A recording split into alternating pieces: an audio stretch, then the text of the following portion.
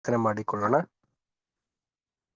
ಸಮಸ್ತ ಭೂನಿವಾಸಿಗಳನ್ನು ಉಂಟು ಮಾಡಿ ಸಮಸ್ತ ಜೀವ ಜಲಗಳನ್ನು ಸೃಷ್ಟಿಸಿ ಎಲ್ಲವನ್ನೂ ಕೂಡ ಸಾಕಿ ಸಲಹಿ ಬರುತ್ತಿರುವಂತ ಭೂ ಪರಲೋಕದ ತಂದೆಯ ದೇವರೇ, ನಿಮ್ಮ ನಾಮ ಮಹಿಮೆ ಉಂಟಾಗಲಿ. ತಂದೆಯೇ, ನಿಮ್ಮ ಒಂದು ಮಹಾಕೃಪೆ, ಒಂದು ಕರುಣೆಯಿಂದ ಇದುವರೆಗೂ ನಮ್ಮೆಲ್ಲರನ್ನು ಈ ಒಂದು ಸತ್ಯದಲ್ಲಿ ನೆಲೆಸಿರೋದಕ್ಕಾಗಿ ನಿಮಗೆ ವಂದಿಸ್ತೇವೆ. ತಂದೆಯ ದೇವರೇ, ನಿಮ್ಮ ಒಂದು ಮಗನ ಸ್ವರೂಪಕ್ಕೆ ಬೇಕಾಗಿರುವಂತ ಎಲ್ಲಾ ಒಂದು ಗುಣಲಕ್ಷಣಗಳು, ಅದಕ್ಕೆ ಬೇಕಾಗಿರುವಂತ ಒಂದು ಮಾರ್ಗಸೂಚನೆಗಳನ್ನ ನಮ್ಗೆ ವೇದದ ವಾಕ್ಯಗಳಿಂದಲೂ ಮತ್ತೆ ಸಹೋದರರ ಮುಖಾಂತರದಿಂದಲೂ ನಮ್ಗೆ ತಿಳಿಸ್ಕೊಡ್ತಿದ್ದಕ್ಕಾಗ್ಲೂ ಕೂಡ ನಿಮಗೆ ವಂದಿಸ್ತೇವೆ. ತಂದೆ ತಲೆಬಾಗಿರುವಂತ ಎಲ್ಲಾ ಮಕ್ಕಳನ್ನು ಕೂಡ ಆಶೀರ್ವದಿಸಿ, ಹಾಗೇನೆ ತಂದೆಯ ದೇವರೇ, ಈ ಒಂದು ದಿನ ನಡೆಯುವಂತ ಒಂದು ಕೂಟವನ್ನು ಕೂಡ ಆಶೀರ್ವದಿಸಿ ಅಂತ ಬೇಡ್ತೇನೆ. ತಂದೆಯ ದೇವರೇ, ಈ ಒಂದು ಕೂಟದಲ್ಲಿ ನಡೆಯುವಂತ ಒಂದು ನಿಮ್ಮ ಮಗನ ಒಂದು ರಾಜ್ಯದ ಕುರಿತಾದಂತ ವಿಚಾರಗಳನ್ನ ನಾವು ಅರ್ಥ ಮಾಡಿಕೊಂಡು, ಅದರಲ್ಲಿ ಇರುವಂತ ಒಂದು ವಿಚಾರಗಳು ಮತ್ತೆ ಅದರಲ್ಲಿ ಇರುವಂತ ಒಂದು ಸತ್ಯಾರ್ಥಗಳನ್ನ ನಮ್ಮ ಒಂದು ಜೀವನದ ಅಳವಡಿಸ್ಕೊಂಡು, ಅದರಲ್ಲಿರುವಂತ ಎಲ್ಲಾ ವಿಚಾರಗಳನ್ನು ಕೂಡ ನಾವು ಸತ್ಯದಲ್ಲಿ ನಡೆಯಲಿಕ್ಕೆ ಬೇಕಾಗಿರುವಂತ ರೀತಿಯಲ್ಲಿ ನಡೆಸ್ಕೊಂಡು ಹೋಗಲಿಕ್ಕೆ ನಮ್ಮನ್ನು ವೃದ್ಧಿಪಡಿಸಿ ಅಂತ ಬೇಡ್ತಾ, ತಂದೆಯ ದೇವರೇ, ಈ ಒಂದು ಸಂದೇಶ ಕೊಡುವಂತ ಸಹೋದರನು ಕೂಡ ಅವರ ಬಾಯಿ ಮತ್ತು ಹೃದಯವನ್ನು ನಿಮಗೆ ಸಮರ್ಪಿಸ್ತಾ, ಎಲ್ಲರಲ್ಲೂ ಕೂಡ ಮನಸ್ಸಿನಿಂದ ಈ ಒಂದು ಕೂಟವನ್ನು ನಡೆಸ್ಕೊಡಿ ಅಂತ ಬೇಡ್ತಾ, ಈ ಒಂದು ಪ್ರಾರ್ಥನೆಯನ್ನ ನಮ್ಮ ಪ್ರಭು, ನಮ್ಮ ರಕ್ಷಕರಾದಂತಹ ಯೇಸು ಕ್ರಿಸ್ತರೇ ಬೇಡ್ತೇನೆ, ಪರಲೋಕದ ತಂದೆ. ಆಮೆನ್. Thank you. ಓಕೆ, ಕ್ರಿಸ್ತನಲ್ಲಿ ಪ್ರೀತಿಯ ಸಹೋದರ ಸಹೋದರರೇ, ನಿಮ್ಮೆಲ್ಲರಿಗೂ ತಂದೆಯಾದ ದೇವರಿಂದಲೂ ಕರ್ತನಾದ ಯೇಸು ಕ್ರಿಸ್ತನ ಮೂಲಕ ಕೃಪೆಯು ಶಾಂತಿ ಉಂಟಾಗಲಿ. ಪ್ರೀತಿಯ ಸಹೋದರ ಸಹೋದರಿಯರೇ, ದೇವರ ಮಹಾಕೃಪೆಯಿಂದ ಜೀವಿತರ ಸಂಖ್ಯೆಯಲ್ಲಿ ದೇವರು ನಮ್ಮನ್ನ ಎನಿಸಿ ಇವತ್ತಿನ ದಿನದಲ್ಲಿ ದೇವರ ವಾಕ್ಯವನ್ನ ಕೇಳುವ ಮಹಾಕೃಪೆಯನ್ನ ನಮಗೆ ಮಾಡಿಕೊಟ್ಟಿದ್ದಾರೆ. ಹಾಗಾಗಿ ಎಂದಿನಂತೆ ನಾವು ನೋಡ್ತಿರುವಂತ ನಮ್ಮ 3ನೇ ಸಂಪುಟದಲ್ಲಿ 6ನೇ ಅಧ್ಯಾಯವನ್ನ ನೋಡ್ತಾ ಇದ್ವಿ. ಸುಗ್ಗಿಯ ಕಾರ್ಯ, ಅದರ ಮುಂದುವರೆದಂತ ಭಾಗವನ್ನ ಇವತ್ತು ನಾವು ನೋಡ್ಬೇಕಾಗಿದೆ. ಸೊ ಭಾಗ ಎಷ್ಟನೇ ಪುಟ ಅಂತ ಹೇಳ್ತೀರಾ?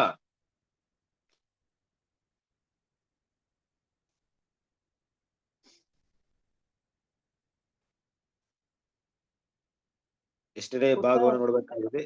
ಓಕೆ, 95 ಪ್ಯಾರಾ ಸೆಕೆಂಡ್ ಆಗಿದೆ. ಓಕೆ, ಸರಿ. ಅದೇ ಇವ್ರು ಎಷ್ಟು ಅಪರಾಧಿಗಳು ಯಾರ್ಯಾರು ಸಂಖ್ಯೆ ಇತ್ತು ಅಂತ. ಎಷ್ಟನೇ ಭಾಗ?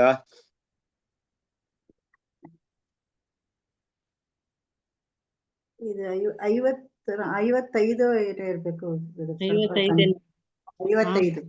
55. ಓಕೆ, ಒಂದ್ ವೇಳೆ ಎಲ್ಲೋ ಕನ್ಫ್ಯೂಷನ್ ಆಗಿದೆ. ಹೌದು, 55.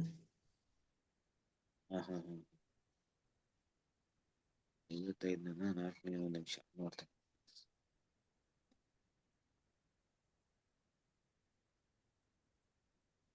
ಸರಿ, ಆಯ್ತು. ಲಾಸ್ಟ್ ಟೈಮ್ 52 ಅಂತ ಕೊಟ್ಟಿದ್ದೀನಿ, ನೋಡೋಣ. ಸರಿ, ಮುಂದುವರ್ಸೋಣ. ಇವತ್ತಿನ ಒಂದು ಭಾಗವನ್ನ ಆಕ್ಚುಲಿ ನೋಡ್ತಿರುವಂತ ಒಂದು ವಿಷಯ ಏನಪ್ಪಾ ಅಂದ್ರೆ, ಹಿಂದಿನ ಕಾಲದಲ್ಲಿ ನಾವು ನೋಡಿದಂತ ವಿಷಯ, ಈ ಬಾಬಿಲೋನಿನಲ್ಲಿರುವಂತ ಅನೇಕ ಒಂದು ಬೋಧನೆಗಳು ಯಾವ ರೀತಿಯಲ್ಲಿ ಇದೆ ಅಂತ ನೋಡ್ಬೇಕಾದ್ರೆ, ಅವರಿಗೆ ಇಷ್ಟವಾದ ರೀತಿಯಲ್ಲಿ ಅವರ ಒಂದು ಮಾನಸಿಕ ಆಲೋಚನೆಗಳಿಗೆ ತಕ್ಕ ಹಾಗೆ ಬೋಧನೆಗಳನ್ನ ರೂಪಿಸ್ಕೊಂಡು ಪಾಪ ಮಾಡೋದಕ್ಕೆ ಅನುಕೂಲವಾಗಿರುವಂತ ಒಂದು ರೀತಿಯಲ್ಲೇ ಮನುಷ್ಯರಿಂದ ಬೋಧಿಸಲ್ಪಟ್ಟಂತ ಕಲ್ಪನೆ ಕಥೆಗಳನ್ನ ಅವರು ಹೆಚ್ಚಾಗಿ ಫಾಲೋ ಮಾಡ್ತಾ ಇದ್ರು. ಅದಕ್ಕೆ ಹಳೆಯ ಒಂದು ಬುದ್ಧರಲ್ಲಿ ಹೊಸ ದ್ರಾಕ್ಷರಸವನ್ನ, ಇಲ್ಲವೇ ಹಳೆ ಬಟ್ಟೆಯಲ್ಲಿ ಹೊಸ ಬಟ್ಟೆ ತುಂಡನ್ನ ತೇಪೆ ಹಾಕುವುದು, ಇದೆಲ್ಲವನ್ನು ಕೂಡ ಏನ್ ಮಾಡಿದ್ವಿ ನಾವು ನೋಡಿದ್ವಿ.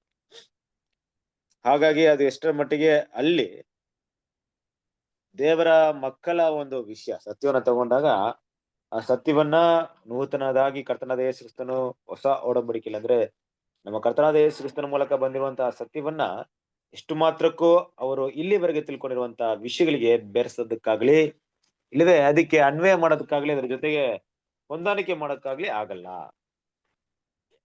ಇದನ್ನು ಒಟ್ಟಾಗಿ ಇಟ್ಕೊಂಡು ಮಿಕ್ಸ್ ಮಾಡಿ ಅನುಸರಿಸಕ್ಕೆ ಆಗುತ್ತಾ ಅಂದ್ರೆ ಆಗಲ್ಲ ಅನ್ನುವಂಥ ವಿಷಯವನ್ನು ಕೂಡ ನಾವು ನೋಡ್ಕೊಂಬಂದ್ವಿ. ಯಾಕಂದ್ರೆ ಈಗ ಸರ್ವ ಧರ್ಮ ಅಂತ ಹೇಳಿದಾಗ ಎಲ್ಲಾ ಧರ್ಮವೂ ಒಂದೇ ಅನ್ನುವಂಥ ಕೆಲವೊಂದು ಸಿಸ್ಟಮ್ಸ್ ಎಲ್ಲ ನಿಮ್ಗೆ ಗೊತ್ತಿದೆ ಅಲ್ವಾ?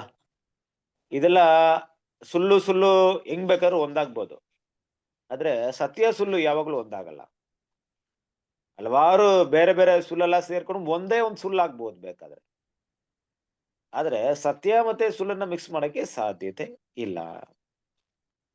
ದೇವರ ನಿಜವಾದ ಸತ್ಯ ಯಾವಾಗ್ಲೂ ಕೂಡ ಸುಳ್ಳಿಗೆ ವಿರುದ್ಧವಾಗಿ ನಿಂತ್ಕೊಳ್ಳುತ್ತೆ. ಅದರ ಒಂದು ಕಾರ್ಯಾನುಗತವನ್ನ ನಾವು ಗಮನದಲ್ಲಿಟ್ಟು ನೋಡಿದಾಗ, ಕರ್ತನಾದ ಯೇಸು ಕ್ರಿಸ್ತನ ಕಾಲದಲ್ಲಿ ಆತನು ಒಬ್ಬರೇ ನಿಂತ್ಕೊಂಡಿದ್ರು. ಎಲ್ಲಾ ಅದಕ್ಕೆ ವಿರುದ್ಧವಾಗಿ ಅಂದ್ರೆ ಆಗಿನ ಕಾಲದ ಧಾರ್ಮಿಕ ಒಂದು ರೀತಿಯಲ್ಲಿ ದೊಡ್ಡ ವ್ಯಕ್ತಿಗಳಿರ್ಬೋದು, ರಾಜಕೀಯ ಸ್ಥಾನದಲ್ಲಿ ದೊಡ್ಡ ವ್ಯಕ್ತಿಗಳಿರ್ಬೋದು, ಎಲ್ರು ಕೂಡ ಆತನಿಗೆ ವಿರುದ್ಧವಾಗಿ ನಿಂತ್ಕೊಂಡ್ರು ಅಂತ ನಾವು ನೋಡ್ಬೋದು. ಯಾಕಂದ್ರೆ ಆತನ ಬೋಧನೆಗಳು ಇಡೀ ಒಂದು ಲೋಕದ, ವಿಶೇಷವಾಗಿ ಯಹೂದ್ಯರ ಧಾರ್ಮಿಕ ಮನುಷ್ಯರಿಂದ ಬಂದಂತ ಒಂದು ಬೋಧನೆಗಳಿಗೆ ವಿರುದ್ಧವಾಗಿತ್ತು. ಮತ್ತು ಮೋಸದಿಂದ ವಂಚನೆಯಿಂದ ಆಳ್ವಿಕೆ ಮಾಡುವಂತ ರಾಜರುಗಳಿಗೆ ಕೂಡ ವಿರುದ್ಧವಾಗಿತ್ತು. ಹಾಗಾಗಿ ಅದೇ ಒಂದು ಸಿಸ್ಟಮ್ ನ ತಗೊಂಡಾಗ ಹೇಗೆ ಪರಿಸರ ಸದಸ್ಯರು ಆಗುತ್ತಿದ್ರು, ಇವತ್ತು ಕೂಡ ಅವರ ನೋಟಕ್ಕೆ ತುಟಿಗಳಿಂದ ದೇವರನ್ನು ಆರಾಧಿಸುವ, ಹೃದಯದಿಂದ ಆರಾಧಿಸದ, ಕಪಟದಾರಿಗಳಾಗಿರುವಂತ, ವೇಷ ಹಾಕಿಕೊಂಡು ಸತ್ಯ ಅಂತ ಗೊತ್ತಿದ್ರು ನಂಬಕ್ಕಾಗ್ದಿರುವಂತ ಒಂದು ಪರಿಸ್ಥಿತಿಯಲ್ಲಿ ಇರುವಂತ ಎಷ್ಟೋ ಜನರು ಬಾಬಿಲೋನಿನ ಒಂದು ಬಲವಾದ ಒಂದು ಸ್ಟ್ಯಾಂಡರ್ಡ್ ಆಗಿ ಫೌಂಡೇಶನ್ ಆಗಿ ನಿಂತ್ಕೊಂಡಿದ್ದಾರೆ ಅಲ್ವಾ. ಅವರು ಇರೋದಕ್ಕೆ ಬಾಬಿಲೋನ್ ನಿಲ್ಲಿದೆ ಇವತ್ತು. ಅಂದ್ರೆ ದೇವ್ರ ಗೋಧಿಗಳನ್ನ ಕರೀತಾ ಇದ್ದಾರೆ. ಅದ್ರಲ್ಲೂ ಕೂಡ ನೋಡ್ಬೇಕಾದ್ರೆ ಬಾಬಿಲೋನ್ ಎಷ್ಟರ ಮಟ್ಟಿಗೆ ಕೆಟ್ಟದಾಗಿದೆ ಅಂದ್ರೆ, ಅದರಲ್ಲಿರುವಂತ ಬೋಧಕರಿಂದ, ಅದಕ್ಕೆ ಒಂದು ಜನರಿಂದ, ಅದಕ್ಕೆ ಜನರು ಪಾಪ ಕೃತ್ಯಗಳನ್ನ ತಗೊಂಡಾಗ ಅವರ ಹೆಸರೇ ಮೊದಲು ಬರುತ್ತೆ. ಜೈಲಿನಲ್ಲಿ ಯಾರಪ್ಪ ಇರ್ತಾರೆ ಅಂದ್ರೆ ಅವರೇ ಇರ್ತಾರೆ. ಜಾನ್, ಪೀಟರ್, ಮ್ಯಾಥ್ಯೂ ಅನ್ನುವಂತ ಹೆಸರುಗಳಿರುತ್ತೆ. ಕ್ರೈಸ್ತರು ಯಾವುದೇ ಒಂದು ವಿಷಯ ತಗೊಂಡ್ರೆ ಅಪರಾಧಿ ವರ್ಗದಲ್ಲಿ ಹೆಚ್ಚಿನ ಮಟ್ಟಕ್ಕೆ ಈ ಒಂದು ರೋಮನ್ ಕ್ಯಾಥಲಿಕ್ ಕಂಡು ಬರೋದನ್ನ ನೋಡಿದಾಗ, ದೇವರಿಗೆ ವಿರುದ್ಧವಾಗಿ ಪಾಪ ಮಾಡುವಂತ ಯಾವುದೇ ಭಯ, ಪಾಪ ಮಾಡಿದ್ರೆ ತಮಗೆ ಸಿಕ್ಕುವಂತ ಶಿಕ್ಷೆಗೆ ಕುರಿತಾದಂತ ಯಾವುದೇ ಪರಿಜ್ಞಾನ ಅವರ ಬೋಧನೆಗಳಲ್ಲಿ ಇಲ್ಲ ಅನ್ನೋಂಥ ವಿಷಯ ಕಾಣಿಸ್ಕೊಳುತ್ತೆ. ಎಲ್ಲ ಭಯವು ಕೂಡ ಮನುಷ್ಯರಿಂದ ಉಂಟಾದಂತ ಭಯ. ಆ ಭಯ ಯಾವ ರೀತಿ ಇತ್ತು ಅಂದ್ರೆ, ದೇವರ ವಿರುದ್ಧವಾಗಿ ನಾನು ಪಾಪ ಮಾಡ್ಬಿಟ್ಟಿದ್ದೀನಿ, ದೇವರೇ ನನ್ನ ಕ್ಷಮಿಸಿ, ನಾನು ಈ ಪಾಪವನ್ನ ಬಿಟ್ಟು ನಿಮ್ಮ ಕಡೆಗೆ ಬರ್ಬೇಕು, ಮನಸ್ಸಂತರ ಹೊಂದ್ಬೇಕು ಅನ್ನೋಂತ ಒಂದು ಭಯವಿಲ್ಲದೆ, ಅಲ್ಲಿರುವಂತ ದೊಡ್ಡ ದೊಡ್ಡ ವ್ಯಕ್ತಿ ಫಾದರ್ಗಳವ್ರ ಹತ್ರ ಹೋಗಿ ನಾನು ಪಾಪ ಮಾಡ್ಬಿಟ್ಟಿದ್ದೀನಿ, ನಾನು ಕ್ಷಮಿಸಿ ಅಂತ ಹೇಳಿದಾಗ, ಹೌದು ನೀನ್ ಕ್ಷಮಿಸ್ಬೇಕಾದ್ರೆ ಈ ಕಾಣಿಕೆ ಪೆಟ್ಟಿಯಲ್ಲಿ ದುಡ್ಡು ಹಾಕು, ಇಲ್ಲ ಇಂತಿಂತ ಆಚಾರ ವಿಚಾರಗಳು ಮಾಡು, ಈ ರೀತಿ ಮಾಡಿದ್ರೆ ಕ್ಷಮಿಸಲ್ಪಡುತ್ತೆ ಅನ್ನುವಂತ ಬೋಧನೆಗಳಿಗೆ ಭಯವಿತ್ತು ಅಂತ ನೋಡ್ತೀವಿ. ದೇವರ ಮೇಲಿನ ಭಯ ಇರಲಿಲ್ಲ.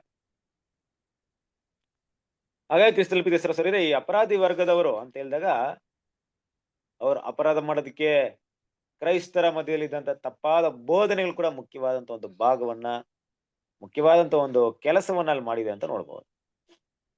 ನಾನು ಅದನ್ನೇ ಹೇಳಿದ್ನಲ್ಲ, ನೀವು ಒಂದು ವಿಷಯವನ್ನ ಗಮನದಲ್ಲಿಟ್ಟು ನೋಡ್ಬೋದು.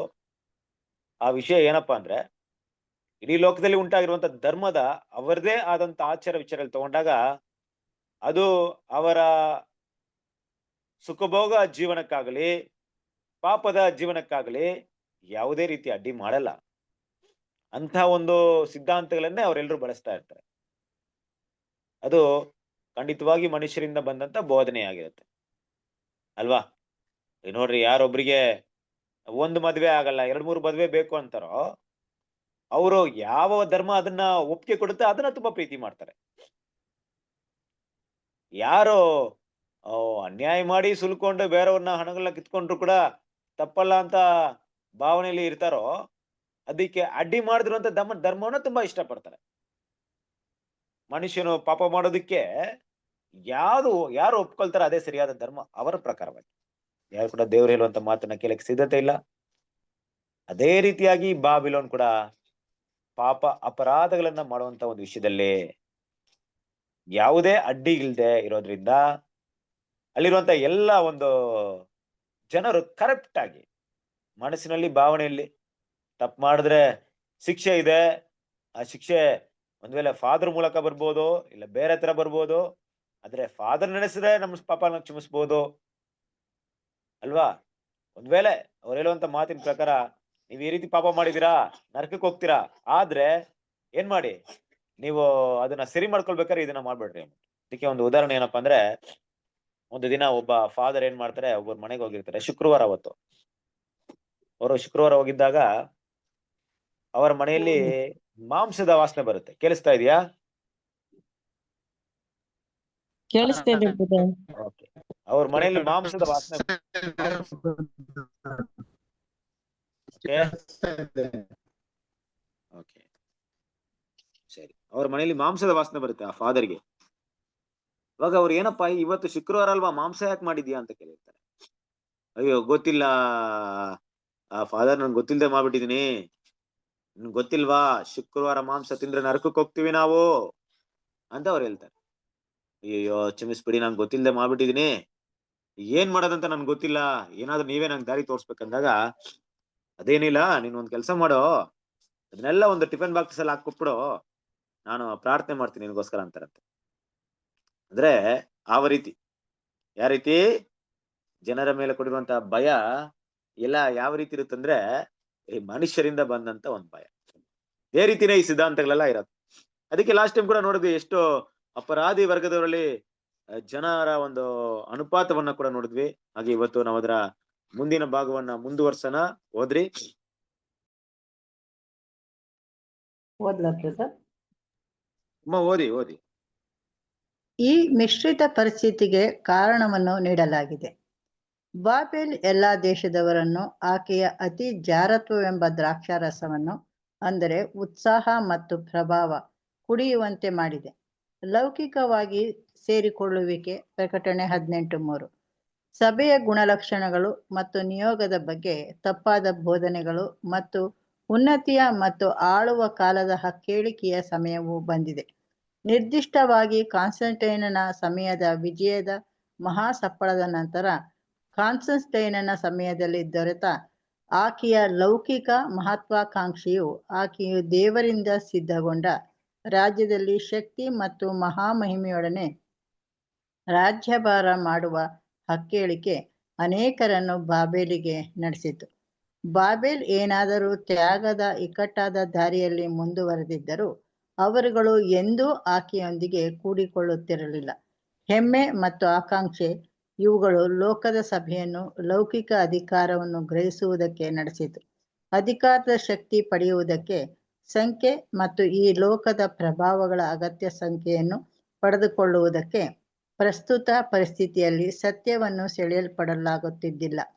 ತಪ್ಪಾದ ಸಿದ್ಧಾಂತಗಳು ಪ್ರಸ್ತಾಪಿಸಲ್ಪಟ್ಟಿತು ಮತ್ತು ಅಂತಿಮವಾಗಿ ಎಲ್ಲರ ಮೇಲೆ ಪ್ರಬಲತೆಯನ್ನು ಹೊಂದಿಕೊಂಡಿತು ಮತ್ತು ಇನ್ನೂ ಉಳಿಸಿಕೊಂಡಿದ್ದು ಸತ್ಯವನ್ನು ವಿರೂಪಗೊಳಿಸಲಾಯಿತು ಮತ್ತು ವಿಕಾರಗೊಳಿಸಲಾಯಿತು. ಈ ಬಹುಸಂಖ್ಯೆಯು 100 ಮಿಲಿಯನ್ ವರೆಗೂ ಬಂತು. ಇಲ್ಲಿಗೆ ನಿಲ್ಲಿಸಿ, ಸ್ವಲ್ಪ ನೋಡ್ಬಿಟ್ಟು ಮುಂದುವರ್ಸ. Thank you. ಓಕೆ, ಕ್ರಿಸ್ತನಲ್ಲಿ ಪ್ರೀತಿಯ ಸಹೋದರರೇ, ನೋಡ್ರಿ, ಇಲ್ಲಿ ಗಮನಿಸಬೇಕಾದಂತ ವಿಷಯ ಏನಪ್ಪಾ ಅಂದ್ರೆ, ಈ ಬಾಬಿಲೋನಿನ ಒಂದು ಬೆಳವಣಿಗೆಯ ಒಂದು ಹಂತವನ್ನ ತಗೊಂಡಾಗ, ಈ ಬಾಬಿಲೋನ್ ಅನ್ನೋದು ಒಂದೇ ತಪ್ಪಾದ ಸಿದ್ಧಾಂತದ ಮೇಲೆ ಸಂಪೂರ್ಣವಾಗಿ ಬೆಳೆದು ನಿಂತಿಲ್ಲ. ಒಂದೇ ಒಂದು ತಪ್ಪಾದ ಸಿದ್ಧಾಂತದ ಮೇಲೆ ಬೆಳೆದು ನಿಂತಿಲ್ಲ, ಬದಲಾಗಿ ಹಲವಾರು ಸಿದ್ಧಾಂತಗಳ ಮೇಲೆ, ತಪ್ಪಾದ ಸಿದ್ಧಾಂತಗಳ ಮೇಲೆ ಬೆಳೆದು ನಿಂತಿದೆ. ಒಟ್ಟಿನಲ್ಲಿ ಅದರಲ್ಲೂ ಒಳ್ಳೇದು ಇರ್ಬಾರ್ದು ಅಷ್ಟೇ. ಬೇರೆ ಬೇರೆ ಏನ್ ಬೇಕಾದ್ರೆ ಆಚಾರ ವಿಚಾರಗಳು ಬರ್ಬೋದು, ಆದ್ರೆ ಸತ್ಯಕ್ಕೆ ಸಂಬಂಧಪಟ್ಟಂತ ವಿಷಯ ಬರ್ಬಾರ್ದು. ಬೇಕಾದ್ರೆ ಒಂದ್ ಕಡೆ ನೀವು ರೋಮನ್ ಕೆಥಲಿಕ್ ಆಗಿರಿ, ಇಲ್ಲ ಪ್ರೊಟೆಸ್ಟೆಂಟ್ ಆಗಿರ್ರಿ, ಆದ್ರೂ ಕೂಡ ಎಲ್ಲ ಕಡೆ ತಪ್ಪಾದ ಬೋಧನೆಗಳೇ ಇರ್ಬೇಕು ಅಲ್ವಾ? ಈ ರೀತಿಯಾಗಿ ನಾವು ಗಮನದಲ್ಲಿಟ್ಟು ನೋಡುವಂತ ವಿಷಯ ಏನಪ್ಪಾ ಅಂದ್ರೆ, ಹಲವಾರು ಜನರು ಬಾಬಿಲೋನಿನ ಗೊಂದಲವನ್ನ ಅರ್ಥ ಮಾಡ್ಕೊಳ್ಳಕ್ಕೆ ಸಾಧ್ಯತೆ ಇರ್ಲಿಲ್ಲ.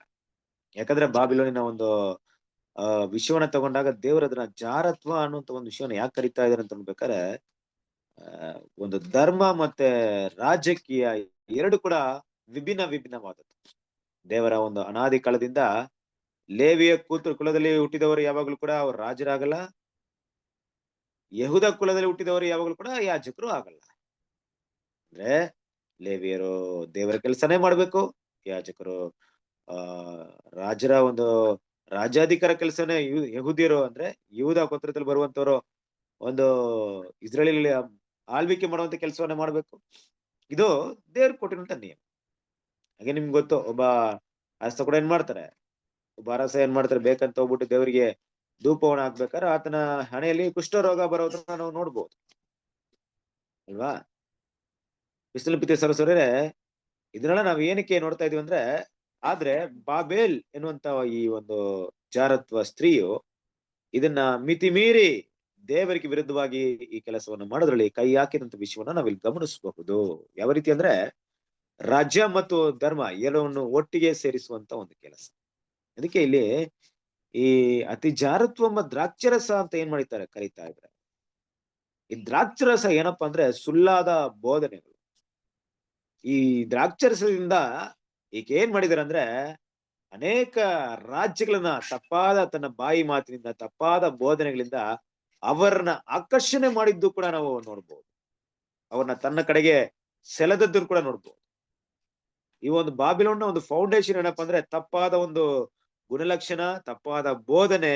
ಇದೇ ಇವರ ಒಂದು ಉನ್ನತವಾದ ಸ್ಥಾನಕ್ಕೆ ಹೋಗೋದಕ್ಕೆ ಕಾರಣವಾಗಿತ್ತು. ಅಷ್ಟರ ಮಟ್ಟಿಗೆ ಅವ್ರು ಬೆಳೆಯೋದಕ್ಕೆ ಕಾರಣ ಏನಪ್ಪಾ ಅಂದ್ರೆ, ಸತ್ಯವನ್ನ ಫೌಂಡೇಶನ್ ಆಗಿಟ್ಟು ಅವ್ರು ಯಾವಾಗ್ಲೂ ಬೆಳೀಲಿಲ್ಲ. ಬದಲಾಗಿ ಅವರು ಸತ್ಯವನ್ನ, ಸುಳ್ಳನ್ನ ಒಂದು ಫೌಂಡೇಶನ್ ಆಗಿ ಇಟ್ಟು ಬೆಳೆದ್ರು ಅನ್ನೋ ವಿಷಯವನ್ನು ಕೂಡ ನಾವು ಏನ್ ಮಾಡ್ಬೋದು, ನೋಡ್ಬೋದು. ಕ್ರಿಸ್ತನ ಪ್ರೀತಿಯ ಸಹೋದರರೇ, ಈ ತಪ್ಪು ಅವರನ್ನ ರಾಜ್ಯಗಳ ಜೊತೆಗೆ ಕೈ ಜೋಡಿಸುವಂತೆ ಮಾಡ್ತು. ಈ ತಪ್ಪು ಅವ್ರನ್ನ ಸ್ಥಿರವಾಗಿ ನಿಂತ್ಕೊಳ್ಳುವಂತೆ ಮಾಡ್ತು. ಅದಕ್ಕೆ ನಾವು ನೋಡ್ಬೇಕಾದ್ರೆ ಕಾನ್ಸ್ಟಂಟಿನೋಪಲ್ ಬಗ್ಗೆ ನೋಡ್ತೀವಿ ಅಲ್ವಾ.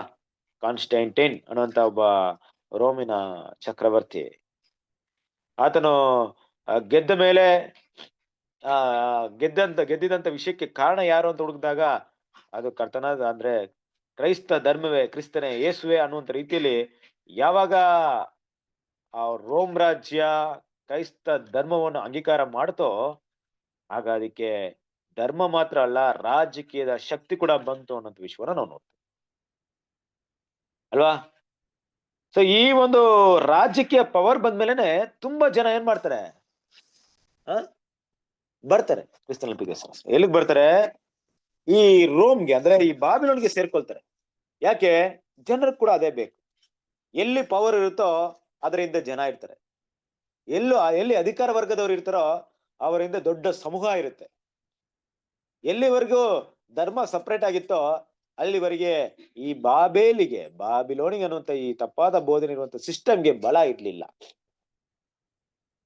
ಆದ್ರೆ ಯಾವಾಗ ರಾಜಕೀಯ ಒಳಗಡೆ ಸೇರ್ಕೊಳ್ತೋ, ಆ ಬಲವನ್ನು ನೋಡಿ ಅನೇಕ ಜನರು ಏನ್ ಮಾಡ್ತಾರೆ, ಅದನ್ನ ಹಿಂಬಾಲಿಸಿದ್ರು. ಆ ರೀತಿ ಹಿಂಬಾಲಿಸುವಂತ ಜನ ಒಂದ್ ವೇಳೆ ಬಾಬಿಲೋನ್ ಇಕ್ಕಟ್ಟಾದ ದಾರಿಯ ಬಗ್ಗೆ ಏನಾದ್ರು ಬೋಧನೆ ಮಾಡಿದ್ರೆ ಹಿಂಬಾಲಿಸ್ತಾ ಇದ್ರಾ ಅಲ್ವಾ. ನೋಡ್ರಿ, ಒಬ್ಬನು ನನ್ನನ್ನು ಹಿಂಬಾಲಿಸುವುದಕ್ಕೆ ಮನಸ್ಸಿದ್ದರೆ ತನ್ನನ್ನು ನಿರಾಕರಿಸಿ ತನ್ನ ಶಿಲುಬೆಯನ್ನು ಹೊತ್ತುಕೊಂಡು ಮರಣದವರೆಗೆ ನನ್ನ ಹಿಂಬಾಲಿಸ್ಬೇಕು ಅಂತ ಏನಾದ್ರು ಬಾಬೇಲ್ ಅನ್ನುವಂತ ಒಂದು ಸಭೆ, ಸುಳ್ಳು ಸಭೆ, ಇದೇ ಷರತ್ತನ್ನ, ಇದೇ ನಿಯಮವನ್ನ ಪ್ರತಿಯೊಬ್ಬರಿಗೆ ಇಟ್ಟಿದ್ದೇ ಆದ್ರೆ ಹಿಂಬಾಲಿಸ್ತಾ ಇದ್ರಾ ಅಂತ ನೋಡಿದ್ರೆ ಖಂಡಿತ ಇಲ್ಲ. ಇದು ಬಾಬೇಲ್ಗೂ ಗೊತ್ತು. ಇದು ಈ ಹೊಲಸಾದ ಸಭೆಗೂ ಏನಾಯ್ತು, ಈ ಸಿಸ್ಟಮ್ಗೂ ಗೊತ್ತಿತ್ತು ಚೆನ್ನಾಗಿ. ಏನಪ್ಪಾ ಅಂದ್ರೆ, ದೇಶದ ರಾಜ್ಯರನ್ನ ನಮ್ಮ ಕಡೆ ಸೆಳಿಬೇಕಾದ್ರೆ ಈ ನಿಯಮವನ್ನ ಫಾಲೋ ಮಾಡಿದ್ರೆ ಯಾರು ಕೂಡ ನಮ್ಮ ಬಳಿಗೆ ಬರುವುದಿಲ್ಲ. ಬದಲಾಗಿ ನಮ್ಮದೇ ಆದಂತ ನಿಯಮವನ್ನ ಫಾಲೋ ಮಾಡ್ಬೇಕು. ಏನಪ್ಪಾ ನಮ್ಮದೇ ಆದಂತ ನಿಯಮ? ಯೇಸು ಕ್ರಿಸ್ತನು ಹೆಸರಿಗೆ ಮಾತ್ರ ಇರ್ಬೇಕು, ಮಿಕ್ಕಿದೆಲ್ಲ ಪ್ಲಾನ್ ನಮ್ದೇ ಇರ್ಬೇಕು. ಹೊರನೋಟಕ್ಕೆ ನಾವು ಕ್ರೈಸ್ತರಾಗಿರ್ಬೇಕು, ಒಳಗೆ ನಮ್ಮ ಒಂದು ಯೋಚನೆ ಮಾತ್ರ ಕೆಲಸ ಮಾಡ್ಬೇಕು. ಇದೇ ಬಾಬಿಲೋನಿನ ಮುಖ್ಯವಾದಂತ ಒಂದು ವಿಷಯ. ಅದರ ಒಂದು ಪಾಪಕ್ಕೆ ಇಲ್ಲವೇ ಈ ತಪ್ಪಾದ ಬೋಧನೆಗಳು ಹೊರಡೆ ಬರೋದಕ್ಕೆ ಕಾರಣವಾಗಿದ್ದಂತ ಗುಣಲಕ್ಷಣಗಳು ಏನಪ್ಪಾ ಅಂದ್ರೆ ಹೆಮ್ಮೆ ಮತ್ತು ಆಕಾಂಕ್ಷೆ ಅಂತ ವಿಷಯ ಹೇಳ್ತಾ ಇದ್ದಾರೆ. ಪ್ರೀತಿಯ ಸಹೋದರರೇ, ಹೆಮ್ಮೆ ಅನ್ನೋದು ಪ್ರತಿಯೊಬ್ಬ ಮನುಷ್ಯನ ಜೀವನದ ಗುರಿಯಾಗಿ ಇವತ್ತು ಇದ್ಬಿಡುತ್ತೆ. ಲೋಕದಲ್ಲಿ ಹುಟ್ಟಿದಂತ ಪ್ರತಿಯೊಬ್ಬ ವ್ಯಕ್ತಿ ಕೂಡ ತಾನೊಬ್ಬ ಏನಾದ್ರೂ ವಿಷಯದಲ್ಲಿ ಸಾಧನೆ ಮಾಡಿ ಎಲ್ಲರ ಮುಂದೆ ಹೆಮ್ಮೆ ಆಗಿರ್ಬೇಕು. ನಾನು ಬೇರೆ ಎಲ್ಲರಿಗಿಂತಲೂ ತುಂಬಾ ಉನ್ನತವಾದವನು ಅಂತ ತೋರ್ಸ್ಕೊಬೇಕು ಅಲ್ವಾ. ಪ್ರತಿಯೊಬ್ಬರ ಮನುಷ್ಯರ ಭಾವನೆಗಳಲ್ಲಿ ಬೆಳೆದು ಬಿಟ್ಟಿದೆ, ಬಿತ್ತಲ್ಪಟ್ಟಿದೆ, ಬೇರೂರು ಬಿಟ್ಟಿದೆ. ಆದ್ರೆ ಕ್ರಿಸ್ತನ ಒಂದು ಬೋಧನೆ ಇದಕ್ಕೆ ತದ್ವಿರುದ್ಧವಾಗಿರುವಂತ ವಿಷಯವನ್ನ ನಾವು ನೋಡ್ಬೋದು. ಕರ್ತನಾದ ಯೇಸು ಕ್ರಿಸ್ತನು ತಾಳ್ಮೆಯ ಸ್ವಭಾವವನ್ನು ಹೊಂದ್ಕೊಂಡಿದ್ರು, ತನ್ನನ್ನ ತಗ್ಗಿಸ್ಕೊಂಡು ಬರಿದು ಮಾಡಿಕೊಂಡು ಭೂಮಿಗೆ ಬಂದ್ರು. ಆದ್ರೆ ಮನುಷ್ಯರ ಹೃದಯದಲ್ಲಿ ಹೆಮ್ಮೆ ಅನ್ನುವಂತ ಭಾವನೆ ಬೆಳೆದು ಬಿಡಿ. ಕರೆಕ್ಟ್ ಅಲ್ವಾ ನಾನು ಹೇಳ್ತಾ ಇರೋದು? ನೋಡ್ರಿ, ಪ್ರತಿಯೊಂದು ಜೀವನ ತಗೊಳ್ರಿ, ಪ್ರತಿಯೊಬ್ಬರಿಗೂ ತನ್ನ ಮಕ್ಕಳನ್ನ ಏನ್ ಮಾಡ್ತಾರೆ, ಡಾಕ್ಟ್ರು ಓದಿಸ್ಬೇಕಂತ ಯೋಚನೆ ಮಾಡ್ತಾರೆ ಅನ್ನೋದು ಯಾವ್ದ್ರ ಮೇಲೆ ಇರುತ್ತಂದ್ರೆ, ಆ ಮಕ್ಳಿಗಿಂತ ನಮ್ಮ ಮಕ್ಳು ಚೆನ್ನಾಗಿ ಓದ್ಬೇಕು, ಅವ್ರಿಗಿಂತ ನಮ್ಮ ಮಕ್ಳು ತುಂಬಾ ಗ್ರೇಟ್ ಆಗಿರ್ಬೇಕು. ಮಕ್ಳು ಒಳ್ಳೇದಾಗಿರ್ಬೇಕಂತ ಮಾತ್ರ ಅಲ್ಲ, ಬೇರೆಯವರಿಗೆ ಪೈಪೋಟಿ ಇಟ್ಕೊಂಡು ಅವ್ರ ಮುಂದೆ ಹೆಮ್ಮೆ ಆಗಿ ಬದುಕಕ್ಕೆ ಯೋಚನೆ ಮಾಡ್ತೀವಿ ಅಲ್ವಾ? ನಾನು ಅವ್ರಿಗಿಂತ ಒಳ್ಳೆ ಮನೆನ ಕಟ್ಟಬೇಕು, ನಾನು ಇವರಿಗಿಂತ ಒಳ್ಳೆ ವಸ್ತುನ ಖರೀದಿ ಮಾಡ್ಬೇಕು, ಅವರಿಗಿಂತ ಒಳ್ಳೆ ವಸ್ತ್ರವನ್ನ ಹಾಕ್ಬೇಕು. ಇದೆಲ್ಲ ಕೂಡ ಮನುಷ್ಯನನ್ನ ಎಲ್ಲ ಒಂದು ಕೆಲಸಗಳಲ್ಲಿ ಆತನ ಹೆಮ್ಮೆಯ ಒಂದು ವಿಷಯವನ್ನ ಗುರಿಯಾಗಿಟ್ಟು ಓಡುವಂತೆ ಮಾಡ್ತಾ ಇದೆ. ಇದು ಬಾಬಿಲೋನ್ ಬಿಡ್ಲಿಲ್ಲ. ನಾನ್ ಮಾತಾಡಿದಂತ ವಿಷಯ ಎಲ್ಲ ನಮ್ಮ ಜೀವನದಲ್ಲಿ ನಡೀತಿರುವಂತ ಸಣ್ಣ ಪುಟ್ಟ ವಿಷಯಗಳು. ಆದ್ರೆ ಬಾಬೇಲಿನ ಒಂದು ಆಸೆ ಹೇಗಿತ್ತಪ್ಪ ಅಂದ್ರೆ, ಕ್ರಿಸ್ತನಿಗೆ ವಿರೋಧವಾಗಿ, ಕ್ರಿಸ್ತನಿಗೆ ಸಬ್ಸ್ಟಿಟ್ಯೂಟ್ ಆಗಿ, ಕ್ರಿಸ್ತನಂತೆ ಇರ್ಬೇಕು, ಯೇಸು ಕ್ರಿಸ್ತನಿಗೆ ಸಲ್ಲುವಂತ ಗೌರವ ನನಗೂ ಸಲ್ಬೇಕು, ನನಗೆ ನೋಡಿ ಕ್ರಿಸ್ತನಿಗೆ ಕೊಡುವಂತ ಮರ್ಯಾದೆ ನನಗೂ ಕೊಡ್ಬೇಕು. ಕ್ರಿಸ್ತನಿಗೆ ಎಷ್ಟು ದೊಡ್ಡ ಗೌರವ ಇದೆ, ಆ ರೆಸ್ಪೆಕ್ಟ್ ನನಗೂ ಬೇಕು. ಇದು ಕೂಡ ಹೆಮ್ಮೆ, ಆಕಾಂಕ್ಷೆ ಅಂತ ತಗೊಂಡಾಗ ಕ್ರಿಸ್ತನ ಪ್ರೀತಿಯ ಸರಸರೇ, ಈ ಸ್ಥಾನಮಾನ ನನ್ನ ಸುಖಭೋಗವಾಗಿ ಇಡುತ್ತೆ, ಈ ಸ್ಥಾನಮಾನದಲ್ಲಿ ಹಣದ ಕೊರತೆ ಇರಲ್ಲ, ಈ ಸ್ಥಾನಮಾನದ ನಾನು ರಾಜನಂತೆ ಜೀವನ ನಡೆಸಬಹುದು. ಇದೆಲ್ಲ ಕೂಡ ಇದರ ಹಿನ್ನೆಲೆಯಾಗಿತ್ತು ಅನ್ನೋದು ವಿಷಯನ ನೋಡ್ತೀವಿ. ನೋಡಿದ್ರಾ, ಒಬ್ಬ ಸಿಸ್ಟರ್ ಇರ್ಬೋದು, ಫಾದರ್ ಇರ್ಬೋದು, ಯಾವ ರೀತಿ ಡ್ರೆಸ್ ಮಾಡ್ತಾರೆ ನೋಡಿದೀರಾ? ಅವರ ಉಡುಪು ಹೇಗಿರುತ್ತೆ, ಯಾವಾಗಲೂ ಬಿಳುಪಾಗಿರುತ್ತೆ, ಅವ್ರು ನಡ್ಕೊಂಡು ಹೋದಾಗ ಅವರು ವಾಸ ಮಾಡುವಂತ ಸ್ಥಳ ಹೇಗಿರುತ್ತೆ, ತುಂಬಾ ಚೆನ್ನಾಗಿರುತ್ತೆ. ಅವ್ರದ್ದೇ ಆದಂತ ಮನೆ, ಅವ್ರದ್ದೇ ಆದಂತ ವಸ್ತ್ರ, ಆ ವಸ್ತ್ರವನ್ನು ನೋಡಿದ್ರೆ ಎಲ್ಲರೂ ರೆಸ್ಪೆಕ್ಟ್ ಕೊಡೋ ರೀತಿಯಲ್ಲಿ ಆ ವಸ್ತ್ರಗಳಿರುತ್ತೆ. ಇವತ್ತೆಲ್ಲ ಈ ಕಡೆ ಕಡಿಮೆ ಆಗಲ್ಲ ನೋಡಿದಾಗ ಅವ್ರಿಗೆ ಕೊಡುವಂತ ರೆಸ್ಪೆಕ್ಟ್ ಎಷ್ಟು ಮಟ್ಟಿಗೆ ಇತ್ತಂದ್ರೆ, ಅವ್ರು ಬಂದ್ರೆ ಸಾಕು ಎಲ್ರು ಕೂಡ ತಲೆಬಾಗಿ ನಮಸ್ಕಾರ ಮಾಡ್ತಾ ಇದ್ರು. ಯೋಚನೆ ಮಾಡ್ರಿ, ಇಂಥ ಒಂದು ಘನತೆ ಗೌರವಗಳಿಗೋಸ್ಕರ ಬಾಬಿಲೋನ್ ಸತ್ಯವನ್ನ ಮಾರಿ ಬಿಡ್ತು ಅನ್ನೋದು ವಿಷಯವನ್ನ ಕೂಡ ನಾವು ನೋಡ್ತೀವಿ. ಕ್ರಿಸ್ತನ ಪ್ರೀತಿಯ ಸಹೋದರರೇ, ಆ ಸತ್ಯಕ್ಕೆ ಬೆಲೆ ಇಲ್ಲದೆ ಹೋಯ್ತು ಅಲ್ವಾ? ಅದರಿಂದ ಯಾವಾಗ ಈ ಸಭೆ, ಭೂಮಿಯಲ್ಲಿರುವಂತ ಸಭೆ ಕ್ರಿಸ್ತರನ್ನ ಹಿಂಬಾಲಿಸುದು ಬಿಟ್ಟು ಲೋಕದ ಆಶೆ ಆಕಾಂಕ್ಷೆಗಳನ್ನ ಹಿಂಬಾಲಿಸ್ತೋ, ಹೆಸರಿಗೆ ಮಾತ್ರ ಕ್ರಿಸ್ತನ ಹೆಸರನ್ನ ಇಟ್ಕೊಂಡು ಆದ್ರೆ ಉದ್ದೇಶಗಳು ಗುರಿ ಎಲ್ಲವೂ ಕೂಡ ಬೇರೆ ಆಯ್ತು, ಆಗ ದೇವರ ದೃಷ್ಟಿಯಲ್ಲಿ ಅವರು ಅಸಹ್ಯವಾದ್ರು ಅಂತಾನೆ ನಾವು ನೋಡ್ತೀವಿ ಅಲ್ವಾ? ಇದೇ ಒಂದು ವಿಷಯವನ್ನ ನಾವು ಕಂಟಿನ್ಯೂ ಮಾಡೋಣ. ಮುಂದೆ ಇಲ್ಲಿಂದ ನೀವು ಓದ್ಕೊಂಬನ್ನಿ ಕೆಲವೊಂದು ಪಾಯಿಂಟ್ ನ. ಬಾಬೇಲ್ ಏನಾದ್ರೂ ತ್ಯಾಗದ ಇಕ್ಕಟ್ಟಾದ ದಾರಿಯಲ್ಲಿ ಅಲ್ಲಿಂದ ಓದ್ಕೊಂಬನ್ನಿ. ಸಬಿಯಾದ ಗೋಧಿಯು ಇನ್ನೂ ಚಿಕ್ಕ ಹಿಂಡಾಗಿದ್ದು ಮಿಲಿಯಾಂತರ ಹಣಜಿಗಳ ಮಧ್ಯದಲ್ಲಿ ಒಂದ್ ನಿಮಿಷ, ನೀವು ಅದನ್ನ ಎಲ್ಲೋ ಮೇಲೆ ಸ್ವಲ್ಪ ಅಧಿಕಾರದ ಶಕ್ತಿ ಅಂತಿದೆ ನೋಡಿ, ಅಧಿಕಾರ ಶಕ್ತಿ ಪಡೆಯುವುದಕ್ಕೆ ಸಂಖ್ಯೆ ಮತ್ತು ಅಧಿಕಾರದ ಶಕ್ತಿ ಪಡೆಯುವುದಕ್ಕೆ ಸಂಖ್ಯೆ ಮತ್ತು ಈ ಲೋಕದ ಪ್ರಭಾವಗಳು ಅಗತ್ಯ. ಸಂಖ್ಯೆಯನ್ನು ಪಡೆದುಕೊಳ್ಳುವುದಕ್ಕೆ ಪ್ರಸ್ತುತ ಪರಿಸ್ಥಿತಿಯಲ್ಲಿ ಸತ್ಯವನ್ನು ಸೆಳೆಯಲ್ಪಡಲಾಗುತ್ತಿದ್ದಿಲ್ಲ. ತಪ್ಪಾದ ಸಿದ್ಧಾಂತಗಳು ಪ್ರಸ್ತಾಪಿಸಲ್ಪಟ್ಟಿತು ಮತ್ತು ಅಂತಿಮವಾಗಿ ಎಲ್ಲರ ಮೇಲೆ ಪ್ರಬಲತೆಯನ್ನು ಹೊಂದಿಕೊಂಡಿತು ಮತ್ತು ಇನ್ನೂ ಉಳಿಸಿಕೊಂಡಿದ್ದು ಸತ್ಯವನ್ನು ವಿರೂಪಗೊಳಿಸಲಾಯಿತು ಮತ್ತು ವಿಕಾರಗೊಳಿಸಲಾಯಿತು. ಈ ಬಹುಸಂಖ್ಯೆಯು 100 ಮಿಲಿಯನ್ ವರೆಗೂ ಬಂತು ಮತ್ತು ನಿಜವಾಯಿತು. ಸಭೆಯಾದ ಗೋಧಿಯ ಇನ್ನೂ ಚಿಕ್ಕ ಹಿಂಡಾಗಿದ್ದು ಮಿಲಿಯಾಂತರ ಹಣಜಿಗಳ ಮಧ್ಯದಲ್ಲಿ ಮುಚ್ಚಿ ಹೋಗಿತ್ತು. ಇಲ್ಲಿ ಕಬಳಿಸುವ ತೋಳಗಳ ಮಧ್ಯೆ ದೇವರ ರಾಜ್ಯದ ನಿಜವಾದ ಭ್ರೂಣಾವಸ್ಥೆ ಕುರಿಯು ಹಿಂಸೆಯನ್ನು ಅನುಭವಿಸಿತು ಮತ್ತು ಹಿಂಸೆಯು ಅದನ್ನು ಬಲವಂತವಾಗಿ ಕೊಂಡೊಯ್ಯಿತು. ಯೇಸುವಿನ ಹೆಜ್ಜೆಯ ಜಾಡನ್ನು ಅನುಸರಿಸಿದ ಅವರು ಆತನಂತೆ ಜನರಿಂದ ಧಿಕ್ಕರಿಸಲ್ಪಟ್ಟವರು, ಮನುಷ್ಯರು ಸೇರಿಸಿಕೊಳ್ಳದವರು, ಸಂಕಷ್ಟಕ್ಕೊಳಗಾದವರು, ವ್ಯಾಧಿ ಪೀಡಿತರು ಆಗಿದ್ದರು. Thank you. ಕ್ರಿಸ್ತನ ಪ್ರೀತಿಯ ಸಹೋದರರೇ, ಬಾಬಿಲೋನಿನ ಈ ನಡೆ ಇತ್ತಲ್ಲ, ಅದರ ನಡೆ ಹೆಮ್ಮೆ ಕಡೆ ಅನ್ನೋ ರೀತಿಯಲ್ಲಿ, ಅದರ ನಡೆ ಆಸೆ ಆಕಾಂಕ್ಷೆಗಳ ಕಡೆ ಅನ್ನೋ ರೀತಿಯಲ್ಲಿ ಅದು ಮುನ್ನುಗ್ಗಿದ ಒಂದು ವೇಗ ಇತ್ತಲ್ಲ, ಆ ವೇಗ ಯಾರ ಮೇಲೆ ದಯೆ ಮತ್ತೆ ಅನುಕಂಪವನ್ನ ತೋರ್ಸಕ್ಕೆ ಸಾಧ್ಯತೆನೇ ಇರ್ಲಿಲ್ಲ. ಯಾಕೆ ಅಂದ್ರೆ ಬಾಬಿಲೋನ್ ಅನ್ನುವಂತ ಸಿಸ್ಟಮ್, ಅದರ ಒಂದು ಗುರಿ ಹೆಮ್ಮೆ ಆಕಾಂಕ್ಷದ ಮೇಲೆ ಯಾವಾಗ ಅದರ ಕಣ್ಣಿತ್ತೋ ಅದು ಯಾವುದರ ದಾರಿಯಿಂದ ಪಡ್ಕೊಳ್ಬಹುದು ಅನ್ನೋಂತ ಒಂದು ಲೆಕ್ಕಾಚಾರವನ್ನು ಕೂಡ ಮಾಡಿತ್ತು. ಅಧಿಕಾರದ ಶಕ್ತಿ ಅನ್ನೋದು ಸಂಖ್ಯೆಯ ಮೇಲೆ ಆಧಾರವಾಗಿರುತ್ತೆ. ಸಂಖ್ಯೆ ಅಂದ್ರೆ ಎಷ್ಟು ಜನರು ನನಗೆ ಸಪೋರ್ಟ್ ಮಾಡ್ತಾರೆ, ಮೆಜಾರಿಟಿ ಅಲ್ವಾ. ಅಧಿಕ ಪಕ್ಷದವರು ನನ್ನ ಪಕ್ಕದಲ್ಲಿ ಇದ್ದಾಗ ನಾನು ತುಂಬಾ ಶಕ್ತಿಶಾಲಿಯಾಗಿರ್ತೀನಿ. ಈ ಒಂದು ಅಧಿಕ ಪಕ್ಷದವರ ಜನನ್ನ ನನ್ನ ಬಳಿಗೆ ತರೋದಿಕ್ಕೆ ನಾನು ಏನ್ ಮಾಡ್ಬೇಕಾಗುತ್ತಂದ್ರೆ ಕರ್ತನಾದ ಯೇಸು ಕ್ರಿಸ್ತನ ಸುವಾರ್ತೆಯನ್ನ ಲೋಕಕ್ಕೆ ಸಾರಬೇಕು. ಕರ್ತನಾದ ಯೇಸು ಕ್ರಿಸ್ತನ ಸುವಾರ್ತೆ ಹೇಗಿದೆಯೋ ಹಾಗೆ ಇಡೀ ಲೋಕಕ್ಕೆ ಸತ್ಯವನ್ನ ಸಾರಬೇಕು ಅನ್ನುವಂತ ಭಾವನೆ ಯಾವಾಗ್ಲೂ ಬಾಬಿಲೋನ್ಗೆ ಇರ್ಲಿಲ್ಲ. ಬದಲಾಗಿ ಅದು ಚೆನ್ನಾಗಿ ಅರ್ಥ ಮಾಡ್ಕೊಂಡಿತ್ತು. ನಾನೇನಾದ್ರೂ ಈ ನಿಜವಾದ ಸತ್ಯವನ್ನ ಸಾರಿದ್ರೆ ನಾನು ಎದು ನೋಡುವಂತ ಈ ಮಿಲಿಯನ್ ಗಟ್ಟಲೆ ಜನ ನನ್ನ ಪಕ್ಷದಲ್ಲಿ ಯಾವಾಗ್ಲೂ ಇರಲ್ಲ.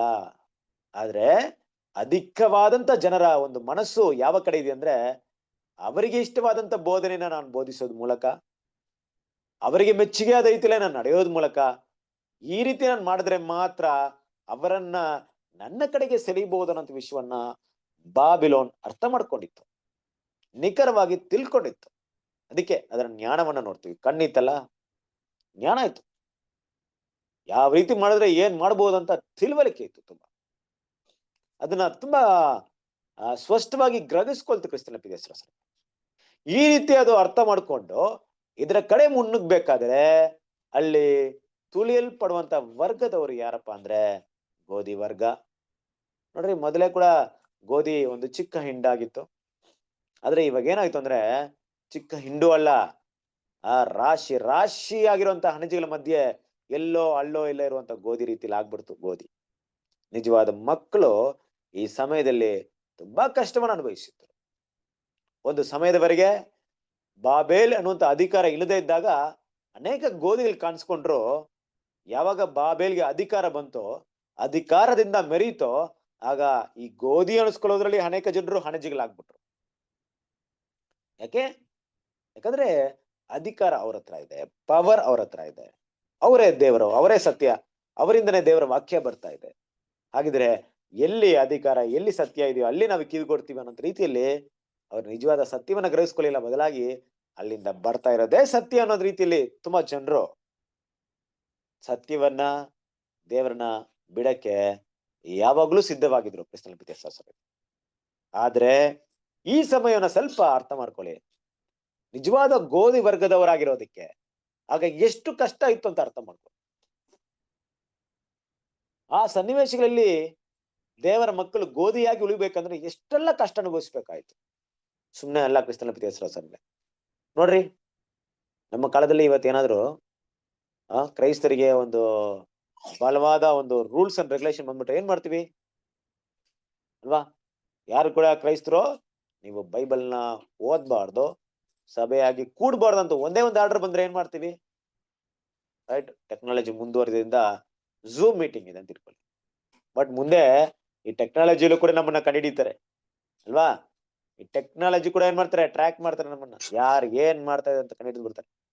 ಆ ಸಿಸ್ಟಮ್ ತರಬೇಕಾದ್ರೆ ಸೈಬರ್ ಅಲ್ಲಿ ನಡೀತಿರುವಂತ ಅಪರಾಧಗಳು ಕೂಡ ಇವತ್ತು ಗುರುತಿಸುವಂತಷ್ಟು ಟೆಕ್ನಾಲಜಿ ಬೆಳೀತಾ ಇದೆ. ಅಂದ್ರೆ ಕ್ರೈಸ್ತರು ಈ ರೀತಿಯಾಗಿ ಕೂಟಗಳು ನಡೆಸೋದು ಟೆಕ್ನಾಲಜಿಯಲ್ಲಿ, ಅಂದ್ರೆ ಯಾವುದೇ ಒಂದು ಈ ಅಪ್ಲಿಕೇಶನ್ ಮೂಲಕ ಕೂಡ ಮಾಡ್ಬಾರ್ದು ಅಂತ ಏನಾದ್ರು ಕಾಯಿದೆಗಳನ್ನ ತಂದ್ರೆ ನಾವು ಕೂಡ ಅದಕ್ಕೆ ವಿಧಿವಶ ಅಲ್ಲ. ಯಾಕಂದ್ರೆ ನಾವು ಕೂಡ ಅದಕ್ಕೆ ಸಿಗ್ಲಾಕೊಂಡು ಅಲ್ವಾ? ಏನು ಮಾಡಕ್ಕಾಗಲ್ಲ, ತುಂಬಾ ಬೇಗ ಕಂಡಿಡ್ತಾರೆ, ಲಾಕ್ ಮಾಡ್ತಾರೆ, ಆಟೋಮೆಟಿಕ್ ಲಾಕ್ ಆಗ್ಬಿಡುತ್ತೆ ನಮ್ಗೆ. ಹೌದು ಕ್ರಿಸ್ತನ ಪಿತೇಶ್ವರ, ಇದೆಲ್ಲ ದೊಡ್ಡ ವಿಷಯ ಅಲ್ಲ. ಯಾವಾಗ ಇದನ್ನ ಬರುತ್ತೋ ಇದೆಲ್ಲ ನಡೆಯೋದಕ್ಕೆ ಕಷ್ಟವೇನಲ್ಲ. ಆದ್ರೆ ನಾವು ಆಗಿನ ಕಾಲವನ್ನು ಯೋಚನೆ ಮಾಡೋಣ. ಆಗಿನ ಕಾಲದಲ್ಲಿರುವಂತ ಪರಿಸ್ಥಿತಿಗೆ ಅನುಗುಣವಾಗಿ ಈ ಹಣಜಿ ವರ್ಗವೇ ಎಲ್ಲಾ ಕಡೆ ಇದ್ದಾಗ ಅದಕ್ಕೆ ವಾಕ್ಯ ಹೇಳ್ತಾ ಇದ್ದೀರಿ, ನಿಮ್ಮನ್ನು ತೋರ್ಸಂದ್ರೆ ನಿಮ್ಮನ್ನ ಏನ್ ಮಾಡ್ತಾರೆ? ದೇವರ ಅಂದ್ರೆ ಏನಂತಾರೆ ನ್ಯಾಯ ನ್ಯಾಯಾಧೀಶ ಇವ್ರಗಳ ಮುಂದೆ ಅಂದ್ರೆ ವಾಕ್ಯ ಇದೆಯಲ್ಲ, ಏನಂತ ವಾಕ್ಯ ಇದೆ ಅದು? ನ್ಯಾಯಸ್ಥಾನದ ಮುಂದೆ ಎಳ್ಕೊಂಡು ಹೋಗುವರು. ಹೌದು, ಆ ರೀತಿ ಮಾಡೋದು ಅದು ದೇವರಿಗೆ ಮೆಚ್ಚುಗೆ ಆಗಿದ್ದು ಅನ್ನೋಂತ ಯೋಚನೆ ಮಾಡುವಂತ ಕಾಲ ಬಂದ್ಬಿಡುತ್ತೆ. ಆ ರೀತಿ ಮಾಡೋರು ನಾವು ಕರೆಕ್ಟ್ ಮಾಡ್ತಾ ಇದೀವಿ, ಇವರೆಲ್ಲ ದ್ರೋಹಿಗಳು, ದೇವ ದ್ರೋಹಿಗಳು ಅನ್ನೋಂತ ರೀತಿ ಕಾಲ ಬಂದ್ಬಿಡುತ್ತೆ. ನಾವೆಲ್ಲ ನಿಜವಾದ ಗೋಧಿಗಳು, ದೇವದ್ರೋಹಿಗಳು, ಹಣಜಿ ವರ್ಗದವರು ದೇವರ ಪುತ್ರರು ಅನ್ನುವಂತ ಭಾವನೆಗೆ ಬಂದುವಂತ ಕಾಲ ಬಂದ್ಬಿಡುತ್ತೆ. ಈ ಕಾಲ ಆಗ್ಲೂ ಕೂಡ ಇತ್ತು. ಅದಕ್ಕೆ ಆ ವಿಷಯವನ್ನ ಮಾತಾಡ್ಬೇಕಾದ್ರೆ ಕ್ರಿಸ್ತನ ಪಿತೇಸರ ಸರಿದೆ, ಆ ಚಿಕ್ಕ ಹಿಂಡು ಅನ್ನೋದು ಇವತ್ತು ಮಾತ್ರವಲ್ಲ, ಯಾವತ್ತು ಕೂಡ ಚಿಕ್ಕ ಹಿಂಡಾಗಿ ಉಳಿದಿದೆ. ಸಭೆ ಏಳು ಕಾಲವನ್ನ ತಗೊಂಡ್ರೆ ಚಿಕ್ಕ ಹಿಂಡು ಯಾವಾಗ್ಲೂ ಕೂಡ ದೊಡ್ಡ ಹಿಂಡು ಆಗ್ಲೇ ಇಲ್ಲ ಅಲ್ವಾ? ಎಲ್ಲಾ ಕಾಲದಲ್ಲೂ ಚಿಕ್ಕ ಹಿಂಡಾಗಿ ಉಳಿದಿತ್ತು. ಈ ಒಂದು ಸಭೆ ಕಾಲದಲ್ಲಿ ಸಭೆ ತುಂಬಾ ವೃದ್ಧಿ ಆಯ್ತು ಅಂತ ಹೇಳಕ್ಕಾಗಲ್ಲ. ಈ ಒಂದು ಸಭೆ ಕಾಲದಲ್ಲಿ ಸಭೆಗೆ ಯಾವುದೇ ಒಂದು ಕಷ್ಟಗಳಿಲ್ಲ ಅಂತ ಹೇಳಕ್ಕಾಗಲ್ಲ. ಎಲ್ಲಾ ಕಾಲದಲ್ಲೂ ಚಿಕ್ಕ ಹಿಂಡಾಗಿ ಉಳಿತು. ಯಾಕಂದ್ರೆ ಎಲ್ಲಾ ಕಾಲದಲ್ಲೂ ತೋಳಗಳಿತ್ತು ಕ್ರಿಸ್ತನ ಪಿತೇಸರ ಸರಿದೆ. ಆದ್ರೆ ಆ ತೋಳಗಳ ಸಂಖ್ಯೆ ಹೆಚ್ಚಾಗಿ ಈ ಒಂದು ಕಾಲದಲ್ಲಿ, ಅಂದ್ರೆ ಆಂಟಿಕ್ರಿಸ್ಟರ ಒಂದು ಉನ್ನತವಾದಂತ ಕಾಲದಲ್ಲಿ ಕಾಣಿಸಲ್ಪಡ್ತು. ಆ ತೋಳಗಳ ಮಧ್ಯೆ ಸಿಗ್ಲುಕೊಂಡಿರುವಂತ ಇನ್ನು ಕೂಡ ಮಗು ಆಗಿರುವಂತ ಕುರಿ ಅದು ಅನುಭವಿಸ್ಬೇಕಾದಂತ ಹಿಂಸೆ ಎಷ್ಟು ದೊಡ್ಡದಾಗಿತ್ತು ಅಂತ ನೋಡಿದಾಗ ಹೇಳತ್ತಿರೋದು, ನಿಜವಾಗ್ಲೂ ಹೇಳತ್ತಿರೋದು. ಕ್ರಿಸ್ತನ ಪಿತೇಸರ ಸರಿದೆ, ನಿಮ್ಗೆ ಇವತ್ತಿರುವಂತ ಟೆಕ್ನಾಲಜಿನ ಯೂಸ್ ಮಾಡಿ ಕೆಲವೊಂದು ವಿಷಯನ ಸಂಗ್ರಹ ಮಾಡಕ್ಕಾದ್ರೆ ಸಂಗ್ರಹ ಮಾಡಿ. ಏನಪ್ಪಾ ಅಂದ್ರೆ, ಚರ್ಚ್ ಹಿಸ್ಟ್ರಿಯಲ್ಲಿ ಕ್ರೈಸ್ತರಿಗಾದಂತ ಹಿಂಸೆಗಳ ಬಗ್ಗೆ ನೀವು ಸ್ಟಡಿ ಮಾಡಿದ್ದಾಗಿದ್ರೆ ನೀವು ತುಂಬಾ ವಿಷಯಗಳನ್ನ ಹುಡುಕ್ಬೋದು. ಅದಕ್ಕಿಂತ ಹೆಚ್ಚಾಗಿ ಇನ್ನೊಂದು ವಿಷಯನ ಹುಡುಕ್ರಿ. ನಿಮ್ಗೆ ಒಂದು ಟಾಪಿಕ್ನ ಹೇಳ್ತೀನಿ. 2ನೇ ಸಂಪುಟದಲ್ಲಿ ಕ್ರಿಸ್ತ ವಿರೋಧಿ ಅನ್ನೋಂತ ಒಂದು ಟಾಪಿಕ್ ಇದೆ. ನೀವು ಯಾವ ತರ ಟೈಮ್ ಸಿಕ್ಕರೆ ಅದನ್ನ ಓದ್ ನೋಡ್ರಿ. ನಿಜವಾದ ದೇವರ ಮಕ್ಕಳಿಗೆ ಎಷ್ಟರ ಮಟ್ಟಿಗೆ ಹಿಂಸೆಯನ್ನ ಮಾಡಿದ್ದಾರೆ ಅನ್ನೋಂಥ ವಿಷಯವನ್ನ ನೀವು ನೋಡ್ಬೋದು ಕ್ರಿಸ್ತನ ಪಿತೇಸರ ಅಲ್ವಾ? ನಿಜವಾದ ದೇವರ ಮಕ್ಕಳನ್ನ ಎಷ್ಟು ಕ್ರೂರವಾಗಿ ಸಾಯಿಸಿದ್ದಾರೆ, ದಾರುಣಕಾರವಾಗಿ, ಅವಿಗೆ ಯಾವುದೇ ದಯೆ ಅಲ್ವಾ, ಅನುಕಂಪವನ್ನ ತೋರಿಸಿದವ್ರನ್ನ ನಿರ್ದಯವಾಗಿ ಕೊಂದಾಕಿದಾರೆ ಅನ್ನೋಂಥ ವಿಷಯವನ್ನ ನೀವು ಆ ಪಾಠದಲ್ಲಿ ಓದ್ಬಹುದು. ಯಾವ ತರ ನಿಮ್ಗೆ ಹೇಳ್ತಾ ಇದೀನಿ ನೋಡ್ರಿ. ಎಷ್ಟು ಜನ ಓದ್ತಿರೋ ಗೊತ್ತಿಲ್ಲ, ಓದಿದ್ರೆ ನಿಮ್ಗೆ ತುಂಬಾ ಪಾಯಿಂಟ್ ಇದೆ. ಕ್ರಿಸ್ತ ವಿರೋಧಿ ಅಂದ್ಬಿಟ್ಟು 2ನೇ ಸಂಪುಟದಲ್ಲಿ ಬರುತ್ತೆ. ಆ ಅಧ್ಯಾಯದಲ್ಲಿ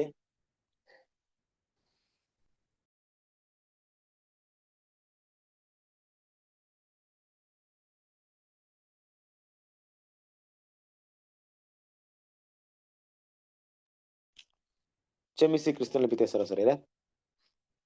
ಓಕೆ, ಹಾಗಾಗಿ ಆ ಒಂದು ಕಾಲದಲ್ಲಿ ಕ್ರೈಸ್ತರಿಗಾದಂತ ಒಂದು ಹಿಂಸೆ ಅಷ್ಟು ದೊಡ್ಡದು ಕ್ರಿಸ್ತನ ಪಿತೇಸರ ಸರಿದೆ. ಅದರಿಂದ ನಿಜವಾಗ್ಲೂ ದೇವರೇನ್ ಮಾಡಿದ್ರೆ, ಆ ಹಿಂಸೆ ಮಧ್ಯದಲ್ಲಿ ಕೂಡ, ಆ ಕಷ್ಟಗಳ ಮಧ್ಯದಲ್ಲಿ ಕೂಡ ಕ್ರಿಸ್ತನನ್ನ ಹಿಂಬಾಲಿಸುವಂತ ದೇವರ ಮಕ್ಕಳ ಆತ್ಮಿಕ, ಅಂದ್ರೆ ಆತರ ಅವರ ಮನಸ್ಸನ್ನ ಯಾರು ಕೂಡ ಟಚ್ ಮಾಡಕ್ ಆಗಿರ್ಲಿಲ್ಲ ಅಲ್ವಾ? ಅವರ ನಂಬಿಕೆನ ಯಾರು ಕೂಡ ನಾಶ ಮಾಡಕ್ ಆಗಿರ್ಲಿಲ್ಲ. ಅವರ ದೇವರ ಮೇಲೆ ಇರ್ತಕ್ಕಂಥ ಪ್ರೀತಿಯಿಂದ ಅಗಲಿಸಕ್ಕೆ ಯಾರಿಂದಾಗ್ಲೂ ಸಾಧ್ಯತೆ ಇರ್ಲಿಲ್ಲ. ಏನೇ ಮಾಡಿದ್ರು ಕೂಡ ದೇವ್ರ ಮಕ್ಕಳು ಚಿಕ್ಕ ಹಿಂಡಾಗಿ ಕ್ರಿಸ್ತನ ಹೆಜ್ಜೆ ಜಾಡನ್ನ ಅನುಸರಿಸುವರಾಗಿ ಏನ್ ಮಾಡಿದ್ರು, ಅವರು ಅವಮಾನ ಕಷ್ಟಗಳನ್ನ ಅನುಭವಿಸಿ ಸಂಕಷ್ಟಕ್ಕೆ ಒಳಪಟ್ರು ಅನ್ನೋಂಥ ವಿಷಯವನ್ನು ಕೂಡ ನಾವೇನ್ ಮಾಡ್ತೀವಿ, ನೋಡ್ತೀವಿ. ಮುಂದುವರ್ಸೋಣ.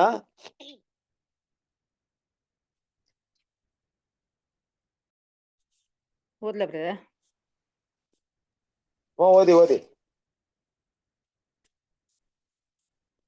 ಆದರೆ ಈಗ ಸಹಸ್ರಮಾನದ ಮುಂಜಾನೆ ಉದಯಿಸುತ್ತಿರುವಾಗ ಹಾಗೂ ಕಳೆದ ಅಂಧಕಾರದ ರಾತ್ರಿಯಲ್ಲಿನ ಸಿದ್ಧಾಂತಗಳ ದೋಷಗಳು ಕಂಡು ಹಿಡಿಯಲ್ಪಟ್ಟಿರುವಾಗ ಮತ್ತು ಸತ್ಯದ ನಿಜವಾದ ರತ್ನಗಳು ಬೆಳಗುತ್ತಿರುವಾಗ ಅದರ ಪರಿಣಾಮವು ವಿನ್ಯಾಸಗೊಂಡಿರುವಂತೆ ಗೋಧಿಯನ್ನು ಹಣಜಿಗಳಿಂದ ಸಂಪೂರ್ಣವಾಗಿ ಪ್ರತ್ಯೇಕಿಸುವುದಾಗಿದೆ. ದೋಷಪೂರಿತ ಸಿದ್ಧಾಂತಗಳು ಅನುಚಿತವಾದ ಬೆಳವಣಿಗೆಗಳನ್ನುಂಟು ಮಾಡಿದ್ದು, ಅದರಂತೆ ಸುಗ್ಗಿಯ ಬೆಳಗಿನ ಸತ್ಯದ ಬಿಚ್ಚುವಿಕೆಯು ಪ್ರತ್ಯೇಕತೆಯನ್ನು ಉಂಟು ಮಾಡುತ್ತದೆ. ಎಲ್ಲಾ ಹಣಜಿಗಳು ಮತ್ತು ಕೆಲವು ಗೋಧಿಯು ಹೇಗಾದರೂ ಭಯಭೀತರಾಗಿರುವರು. ಅವರಿಗೆ ಬಾಬೇಲಿನ ಅಪಜಯವು ದೇವರ ಕಾರ್ಯವನ್ನು ತೆಗೆದುಹಾಕುವುದಾಗಿ ಮತ್ತು ಆತನ ಉದ್ದೇಶದ ಸೋಲಾಗಿದೆ ಎಂದು ಕಂಡು ಬರುತ್ತದೆ ಎಂದೆನಿಸಿದೆ. ಆದರೆ ಹಾಗಲ್ಲ. ಹಣಜಿಗಳು ಎಂದೆಂದಿಗೂ ಗೋಧಿಯಲ್ಲ, ಮತ್ತು ದೇವರು ಅವನ್ನು ಗೋಧಿ ಎಂದು ಗುರುತಿಸಲು ಸೂಚಿಸಲಿಲ್ಲ.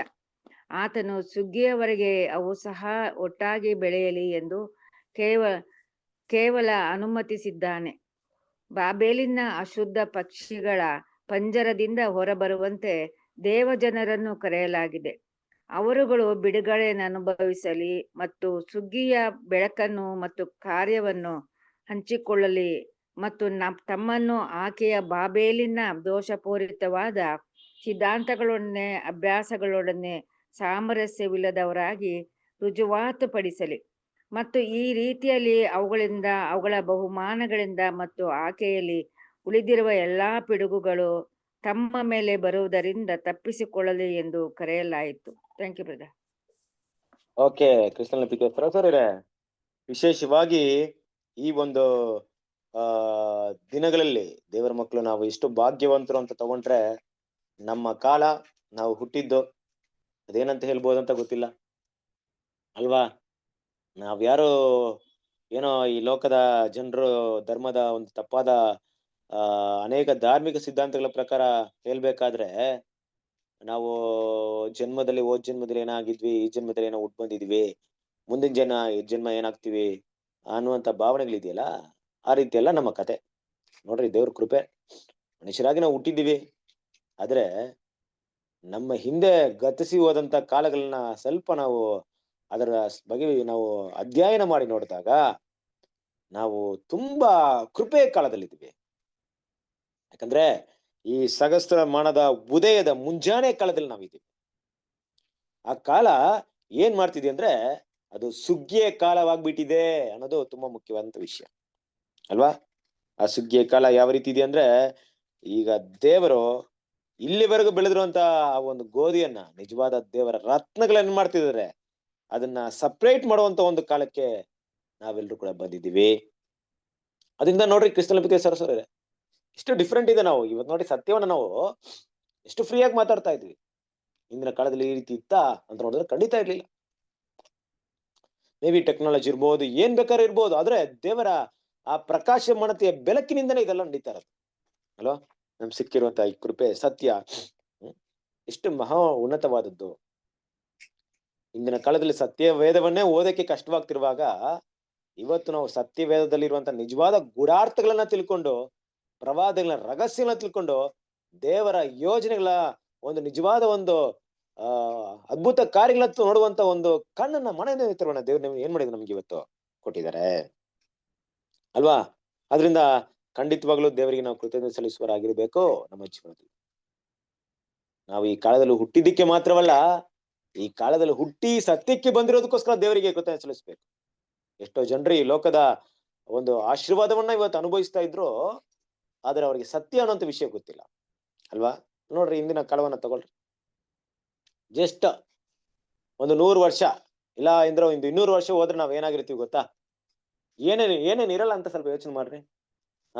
ಫಸ್ಟ್ ಆಫ್ ಆಲ್ ನಮ್ ಕರೆಂಟ್ ಇರಲ್ಲ, ಗಾಡಿ ಇರಲ್ಲ, ಫೋನ್ ಇರಲ್ಲ ಅಲ್ವಾ. ಇಷ್ಟೊಂದು ಜ್ಞಾನ ತಿಳ್ಕೊಳ್ಳಕ್ಕೆ ಸಾಧ್ಯತೆ ಇರಲ್ಲ, ಪುಸ್ತಕಗಳಿರಲ್ಲ ಅಲ್ವಾ. ಈ ರೀತಿಯಾಗಿ ಏನ್ ಮಾಡ್ತಾ ಇರ್ಲಿಲ್ಲ ನಾವು, ಹಲವಾರು ವಿಷಯಗಳನ್ನ ಟೆಕ್ನಾಲಜಿ ಮೂಲಕ ನೋಡುವಂತ ಯಾವುದೇ ಇರ್ಲಿಲ್ಲ. ಬರೀ ನೋಡಿ ಕೇಳಿ ತಿಳುವಳಿಕೆನ ಹೆಚ್ಚಿಸೋದು ಮಾತ್ರವಲ್ಲ, ನಮ್ಮ ಕಷ್ಟಗಳು ಕೂಡ ಎಷ್ಟು ಕಡಿಮೆ ಆಗಿದೆ ಇವತ್ತು. ಒಂದೇ ಒಂದು ವಿದ್ಯುತ್ ಬಂದಿದ್ರಿಂದ ನಮ್ಗೆ ಮಿಕ್ಸಿ ಬಂದಿದೆ, ಮತ್ತೇನ್ ಬಂದಿದೆ, ಫ್ರಿಡ್ಜ್ ಬಂದಿದೆ, ವಾಷಿಂಗ್ ಮಿಷಿನ್ ಬಂದಿದೆ, ಹಲವಾರು ವಿಷಯಗಳು ನಮ್ಗೆ ಈಸಿ ಆಗ್ಬಿಡ್ತಲ್ವಾ. ಅದನ್ನೇ ನಾವು ಕಲ್ಲಲ್ಲಿ ರುಬ್ಕೊಂಡು ಅಡಿಗೆ ಮಾಡ್ಕೊಂಡು, ಕೈಯಲ್ಲಿ ಬಟ್ಟೆನ ಒಗೆದ್ಕೊಂಡು ಇನ್ನು ಕೂಡ ಹಲವಾರು ಜನರು ಪಾಪ ಅಷ್ಟೇ ಕಷ್ಟದಲ್ಲಿ ಇರ್ಬೋದೇನೋ. ಬಟ್ ಆದ್ರೆ ಅವ್ರ ಮನಸ್ಸು ಮಾಡಿದ್ರೆ ಏನ್ ಮಾಡ್ಬೋದು, ಒಂದ್ ವೇಳೆ ದೇವ್ರು ನೋಡ್ರಿ ಯಾವ ತರ ಒಂದು ಟೆಕ್ನಾಲಜಿನ ಕೊಟ್ಟಿದ್ರೆ. ಇವತ್ತು ಒಂದ್ ವ್ಯಕ್ತಿನ ನಾವು ಲೆಟರ್ ಹಾಕಿ ಲೆಟರ್ ಅವ್ರ ಹತ್ರ ಹೋಗಿ ಸೇರ್ಬೇಕಾಗಿ, ಆದ್ರೆ ಇವತ್ತು ಒಂದ್ ಲೆಟರ್ ಹಾಕಿ ಹೋಗಿ ಸೇರೋದ್ರಲ್ಲಿ ಎಷ್ಟೋ ತಿಂಗ್ಳುಗಟ್ಟಲೆ ಆಗ್ತಿತ್ತು. ಇವತ್ತು ನೋಡ್ರಿ, ವಾಟ್ಸಪ್ ಮಾಡಿ ಸೆಕೆಂಡ್ಸ್ ಅಲ್ಲಿ ಬಂದು ಒಬ್ಬರು ಸೇರಿ ಮೆಸೇಜ್ ಮಾಡಿದ ತಕ್ಷಣ ಅವ್ರಿಗೆ ರೀಚ್ ಆಗಿರುತ್ತೆ. ಟೆಕ್ನಾಲಜಿ ನೋಡ್ರಿ ಅಲ್ವಾ. ಎರಡನ್ನೂ ಹೊಂದಾಣಿಕೆ ಮಾಡಿ ಹೋಲಿಕೆ ಮಾಡಿ ನೋಡಿದಾಗ್ಲೇ ನಾವು ಎಷ್ಟು ದೊಡ್ಡ ಆಶೀರ್ವಾದದ ಕಾಲದಲ್ಲಿ ಇದೀವಿ ಅಂತ ಗೊತ್ತಾಗುತ್ತೆ. ನಾನು ಯಾಕೆ ಈ ವಿಷಯಗಳೆಲ್ಲ ಮಾತಾಡ್ತಿದ್ದೀನಿ ಅಂದ್ರೆ, ಈ ಸಹಸ್ರಮಾನದ ಉದಯ ಅದು ದೇವರ ಮಕ್ಕಳಿಗೆ ಸತ್ಯವನ್ನು ತಿಳಿದುಕೊಳ್ಳುವುದಕ್ಕೋಸ್ಕರ ಮಾಡಲ್ಪಟ್ಟಿದ್ರು. ಅದರಿಂದ ಲೋಕದ ಜನರು ಕೂಡ ಆಶೀರ್ವದಿಸಲ್ಪಡ್ತಾ ಇದ್ದಾರೆ ಅನ್ನೋದು ನಿಜವಾದಂತ ವಿಷಯ. ಈ ಟೆಕ್ನಾಲಜಿ ಜ್ಞಾನ ಯಾವಾಗ ಹೆಚ್ಚಾಯ್ತೋ, ಜನರು ಹೊಸ ಅನ್ವೇಷಣೆಗಳನ್ನ ಮಾಡಕ್ ಶುರು ಮಾಡಿದ್ರು, ಹೊಸ ಕಂಡುಹಿಡಿಯುವಿಕೆಯನ್ನು ಮಾಡಕ್ ಶುರು ಮಾಡಿದ್ರು. ಕಾಲೇಜು ಸ್ಕೂಲ್ ಎಲ್ಲ ಸ್ಟಾರ್ಟ್ ಆಗಿ ಅದ್ರಲ್ಲಿ ಓದಿದಂತವ್ರು ಹಲವಾರು ಟೆಕ್ನಾಲಜಿನ ಅರ್ಥಕೊಂಡು ಡೆವಲಪ್ಮೆಂಟ್ ಮಾಡಕ್ಕೆ ಶುರು ಮಾಡಿದ್ರು. ಆ ರೀತಿ ಶುರು ಮಾಡೋದ್ರಿಂದ ಅನೇಕ ಹೊಸ ಹೊಸ ವಿದ್ಯಮಾನಗಳು ತಾಂತ್ರಿಕ ವಿದ್ಯಮಾನಗಳು, ಯಂತ್ರೋಪಕರಣಗಳು ಬರೋದಕ್ಕೆ ಸಾಧ್ಯವಾಯ್ತು. ಮನುಷ್ಯರ ಕಷ್ಟಗಳು ಕಡಿಮೆ ಆಯ್ತು. ಆದ್ರೆ ಈ ಬೆಳಕಿನ ಉದ್ದೇಶ ಏನಪ್ಪಾ ಅಂದ್ರೆ ದೇವರ ಮಕ್ಕಳು ಸತ್ಯವನ್ನ ತಿಳಿದು ಅದಕ್ಕೋಸ್ಕರ ಬಾಳ್ಲಿ ಅನ್ನೋದೇ ಮುಖ್ಯವಾದ ಉದ್ದೇಶವಾಗಿದೆ. ಹಾಗೆ ನೋಡ್ಬೇಕಾದ್ರೆ ಕ್ರಿಸ್ತನ ಪ್ರೀತಿಯ ಸಹೋದರರೇ, ಈ ಎಲ್ಲ ಒಂದು ಬೆಳಕಿನ ಒಂದು ವಿಷಯನ ತಗೊಂಡಾಗ ಇವತ್ತು ಕೂಡ ಅಲ್ವಾ ಈ ಗೋಧಿ ವರ್ಗದವ್ರು ಏನಾಗಿದ್ದಾರೆ ಅಂದ್ರೆ ಭಯ ಭೀತಿಯಿಂದ ಇದ್ದಾರೆ. ಈ ಹಣಚಿ ಜೊತೆ ಸೇರ್ಕೊಂಡು ಅವ್ರೇನಾಗಿದ್ದಾರೆ, ಹಲವಾರು ಜನ ಭಯ ಭೀತಿಯಿಂದ ಇದ್ದಾರೆ.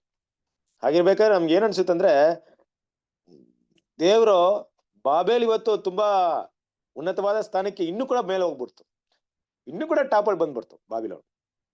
ಮೊದ್ಲಿಗಿಂತ ಇವತ್ತು ಇನ್ನೂ ಶಕ್ತಿಶಾಲಿ ಆಗೋದಿಕ್ಕೆ ಹಲವಾರು ವಿದ್ಯಮಾನಗಳನ್ನ ನೋಡ್ತಾ ಇದ್ವಿ. ಅದನ್ನ ನೋಡಿದಾಗ ಗೆದ್ದಿದ್ದು ಬಾಬೇಲೇ ಅನ್ಸ್ಬಿಡುತ್ತೆ ನಮ್ಗೆ. ಬಾಬೇಲ್ ನಾಶವಾಗಿಲ್ವೇನೋ, ಬಾಬೇಲಿನ ಮೇಲೆ ಯಾರಿಗಳಿಂದಲೂ ನಾಶ ಮಾಡಕ್ಕಾಗಲ್ವೇನೋ, ನಮ್ ಕತೆ ಅಷ್ಟೇ ಏನೋ ಅನ್ಸ್ಬಿಡುತ್ತೆ ಕ್ರಿಸ್ತನ ಪ್ರೀತಿಯ ಸಹೋದರರೇ. ಖಂಡಿತ ಇಲ್ವೇ ಇಲ್ಲ ಅಲ್ವಾ. ಅದು ತಪ್ಪಾದ ಒಂದು ವಿಷಯವಾಗಿದೆ ಅಲ್ವಾ. ದೇವರ ಕಾರ್ಯವನ್ನು ತೆಗೆದುಹಾಕುವುದಕ್ಕಾಗಿ ಮತ್ತು ಅದರ ಉದ್ದೇಶದ ಸೋಲಾಗಿದೆ ಎಂದು ಕಂಡು ಬರುತ್ತದೆ ಎಂದು ಎಂದೆನಿಸಿದೆ. ಆದ್ರೆ ಅದು ಆಗಲ್ಲ. ಎಷ್ಟೇ ಕೂಡ ಆ ಒಂದು ಬಾಬಿಲೋನ್ ವರ್ಗದವರು ತುಂಬಾ ಒಂದು ಭಯ ಭಕ್ತಿಯಿಂದ ದೇವರ ಆರಾಧನೆಗಳು ನಡೆಸ್ತಾ ಇದ್ರು, ಸಭೆಗಳಲ್ಲಿ ಕೂಡ್ತಾ ಇದ್ರು, ತಮ್ಮನ್ನ ಪರಿಶುದ್ಧವಂತರಾಗಿ ತೋರಿಸ್ತಾ ಇದ್ರು, ಸುವಾರ್ತೆ ಸೇವೆನ ಹೆಚ್ಚಾಗಿ ಮಾಡ್ತಾ ಇದ್ರು ಕೂಡ, ಅವರ ಒಂದು ಸೇವೆ ತುಂಬಾ ಪ್ರಾಬಲ್ಯಕ್ಕೆ ಬರ್ತಿದ್ರು ಕೂಡ ಅವರೆಲ್ಲರೂ ಹಣಜಿಗಳೇ ಅಷ್ಟೇ. ಸಿಂಪಲ್, ಅವರೆಲ್ಲರೂ ಹಣಜಿ ವರ್ಗದವರೇ ಅಷ್ಟೇ. ದೇವರು ಡಿಸೈಡ್ ಮಾಡಾಯ್ತು, ಹಣಜಿನೇ, ಗೋಧಿನೇ. ಯಾವುದೇ ಕಾರಣಕ್ಕೂ ಹಣಜಿ ಏನಾಗಲ್ಲ, ಗೋಧಿ ಆಗೋದಿಕ್ಕೆ ಸಾಧ್ಯತೆ ಇಲ್ಲ ಅಲ್ವಾ. ಆದ್ರೆ ದೇವರು ಕೃಪೆ ಅಂತ ಅವ್ರಿಗೆ ಕೊಟ್ಟಿದ್ದೇನಪ್ಪಾ ಅಂದ್ರೆ ಒಂದೇ ಒಂದ್ ಮಾತು, ನೀವು ಗಮನಿಸಿರ್ಬೋದು ಆ ಮಾತನ್ನ ಅಲ್ವಾ. ಮತ್ತೆ 13ನೇ ಅಧ್ಯಾಯದಲ್ಲಿ ಆ ಸುಗ್ಗಿಯ ವಿಷಯದಲ್ಲಿ ಮಾತಾಡ್ಬೇಕಾದ್ರೆ ವೈರಿ ಬಂದು ಹಣಜಿನ ಬಿತ್ತಿದ್ದಾನೆ ಅಂತ ಹೇಳ್ಬೇಕಾದ್ರೆ ಆಗ ಯಜಮಾನ ಹೇಳ್ತಾನೆ, ಬೇಡ ಬೆಳಿಲಿ, ಎರಡು ಒಟ್ಟಾಗಿ ಬೆಳಿಲಿ, ಸುಗ್ಗಿಯ ಕಾಲದವರೆಗೂ ಬೆಳಿಲಿ ಬಿಟ್ಬಿಟ್ರಿ ಅಂತ ಹೇಳ್ಬಿಡ್ತಾರೆ. ಅದು ಕೃಪೆ. ಯಾರಿಗೆ ಸಿಕ್ಕಿದ ಕೃಪೆ? ಗೋಧಿಗೋಸ್ಕರ ಹಣಜಿಗೆ ಸಿಕ್ಕಿದ ಕೃಪೆ. ಇಲ್ಲಿವರೆಗೂ ದೇವರು ಸೈಲೆಂಟ್ ಆಗಿದ್ದಾರೆ ಅಂದ್ರೆ ಗೋಧಿಗೋಸ್ಕರ ಹಣಜಿಗೆ ಮಾಡಿದಂತ ಕೃಪೆ ಅಷ್ಟೇ ಹೊರತು ಹಣಜಿಗೆ ಅಂತ ಯಾವುದೇ ಸ್ಪೆಷಲ್ ಕೃಪೆ ಇಲ್ಲ ಕ್ರಿಸ್ತನ ಪ್ರೀತಿಯ ಸಹೋದರರೇ. ಬಾಬಿಲೋನ್ನ ದೇವ್ರು ಬಿಟ್ಟಾಕಿದಾರೆ ಅಂದ್ರೆ ಅಲ್ಲಿರುವಂತ ಗೋಧಿಗಳ ಗುಣಲಕ್ಷಣ ಅಭಿವೃದ್ಧಿ ಪಡಿಸೋದಿಕ್ಕೆ ಹಣಜಿ ಇರ್ಬೇಕಂತ ದೇವ್ರು ಮಾಡಿದ್ರೆ ಹೊರತು ಪ್ಲಾನು.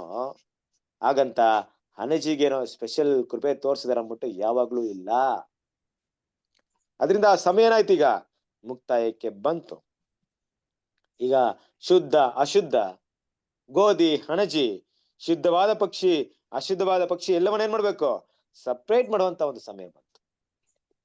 ದೇವರ ಮಕ್ಕಳು ಅಶುದ್ಧವಾದ ಪಕ್ಷಿಗಳು ಅಶುದ್ಧದಿಂದ ತಮ್ಮನ್ನ ಬಿಟ್ಟು ಬೇರ್ಪಡಿಸುವಂತ ಒಂದು ಕಾಲ ಬಂತು. ಫ್ರೀಡಮ್ ಕಾಣಿಸ್ತಾ ಇದೆಯಾ? ಸ್ವಲ್ಪ ದೇವರ ಹತ್ರ ಪ್ರಾರ್ಥನೆ ಮಾಡಿ ನಮ್ಮ ಮನೋನೇತ್ರಗಳನ್ನ ಓಪನ್ ಮಾಡೋದಿಕ್ಕೆ.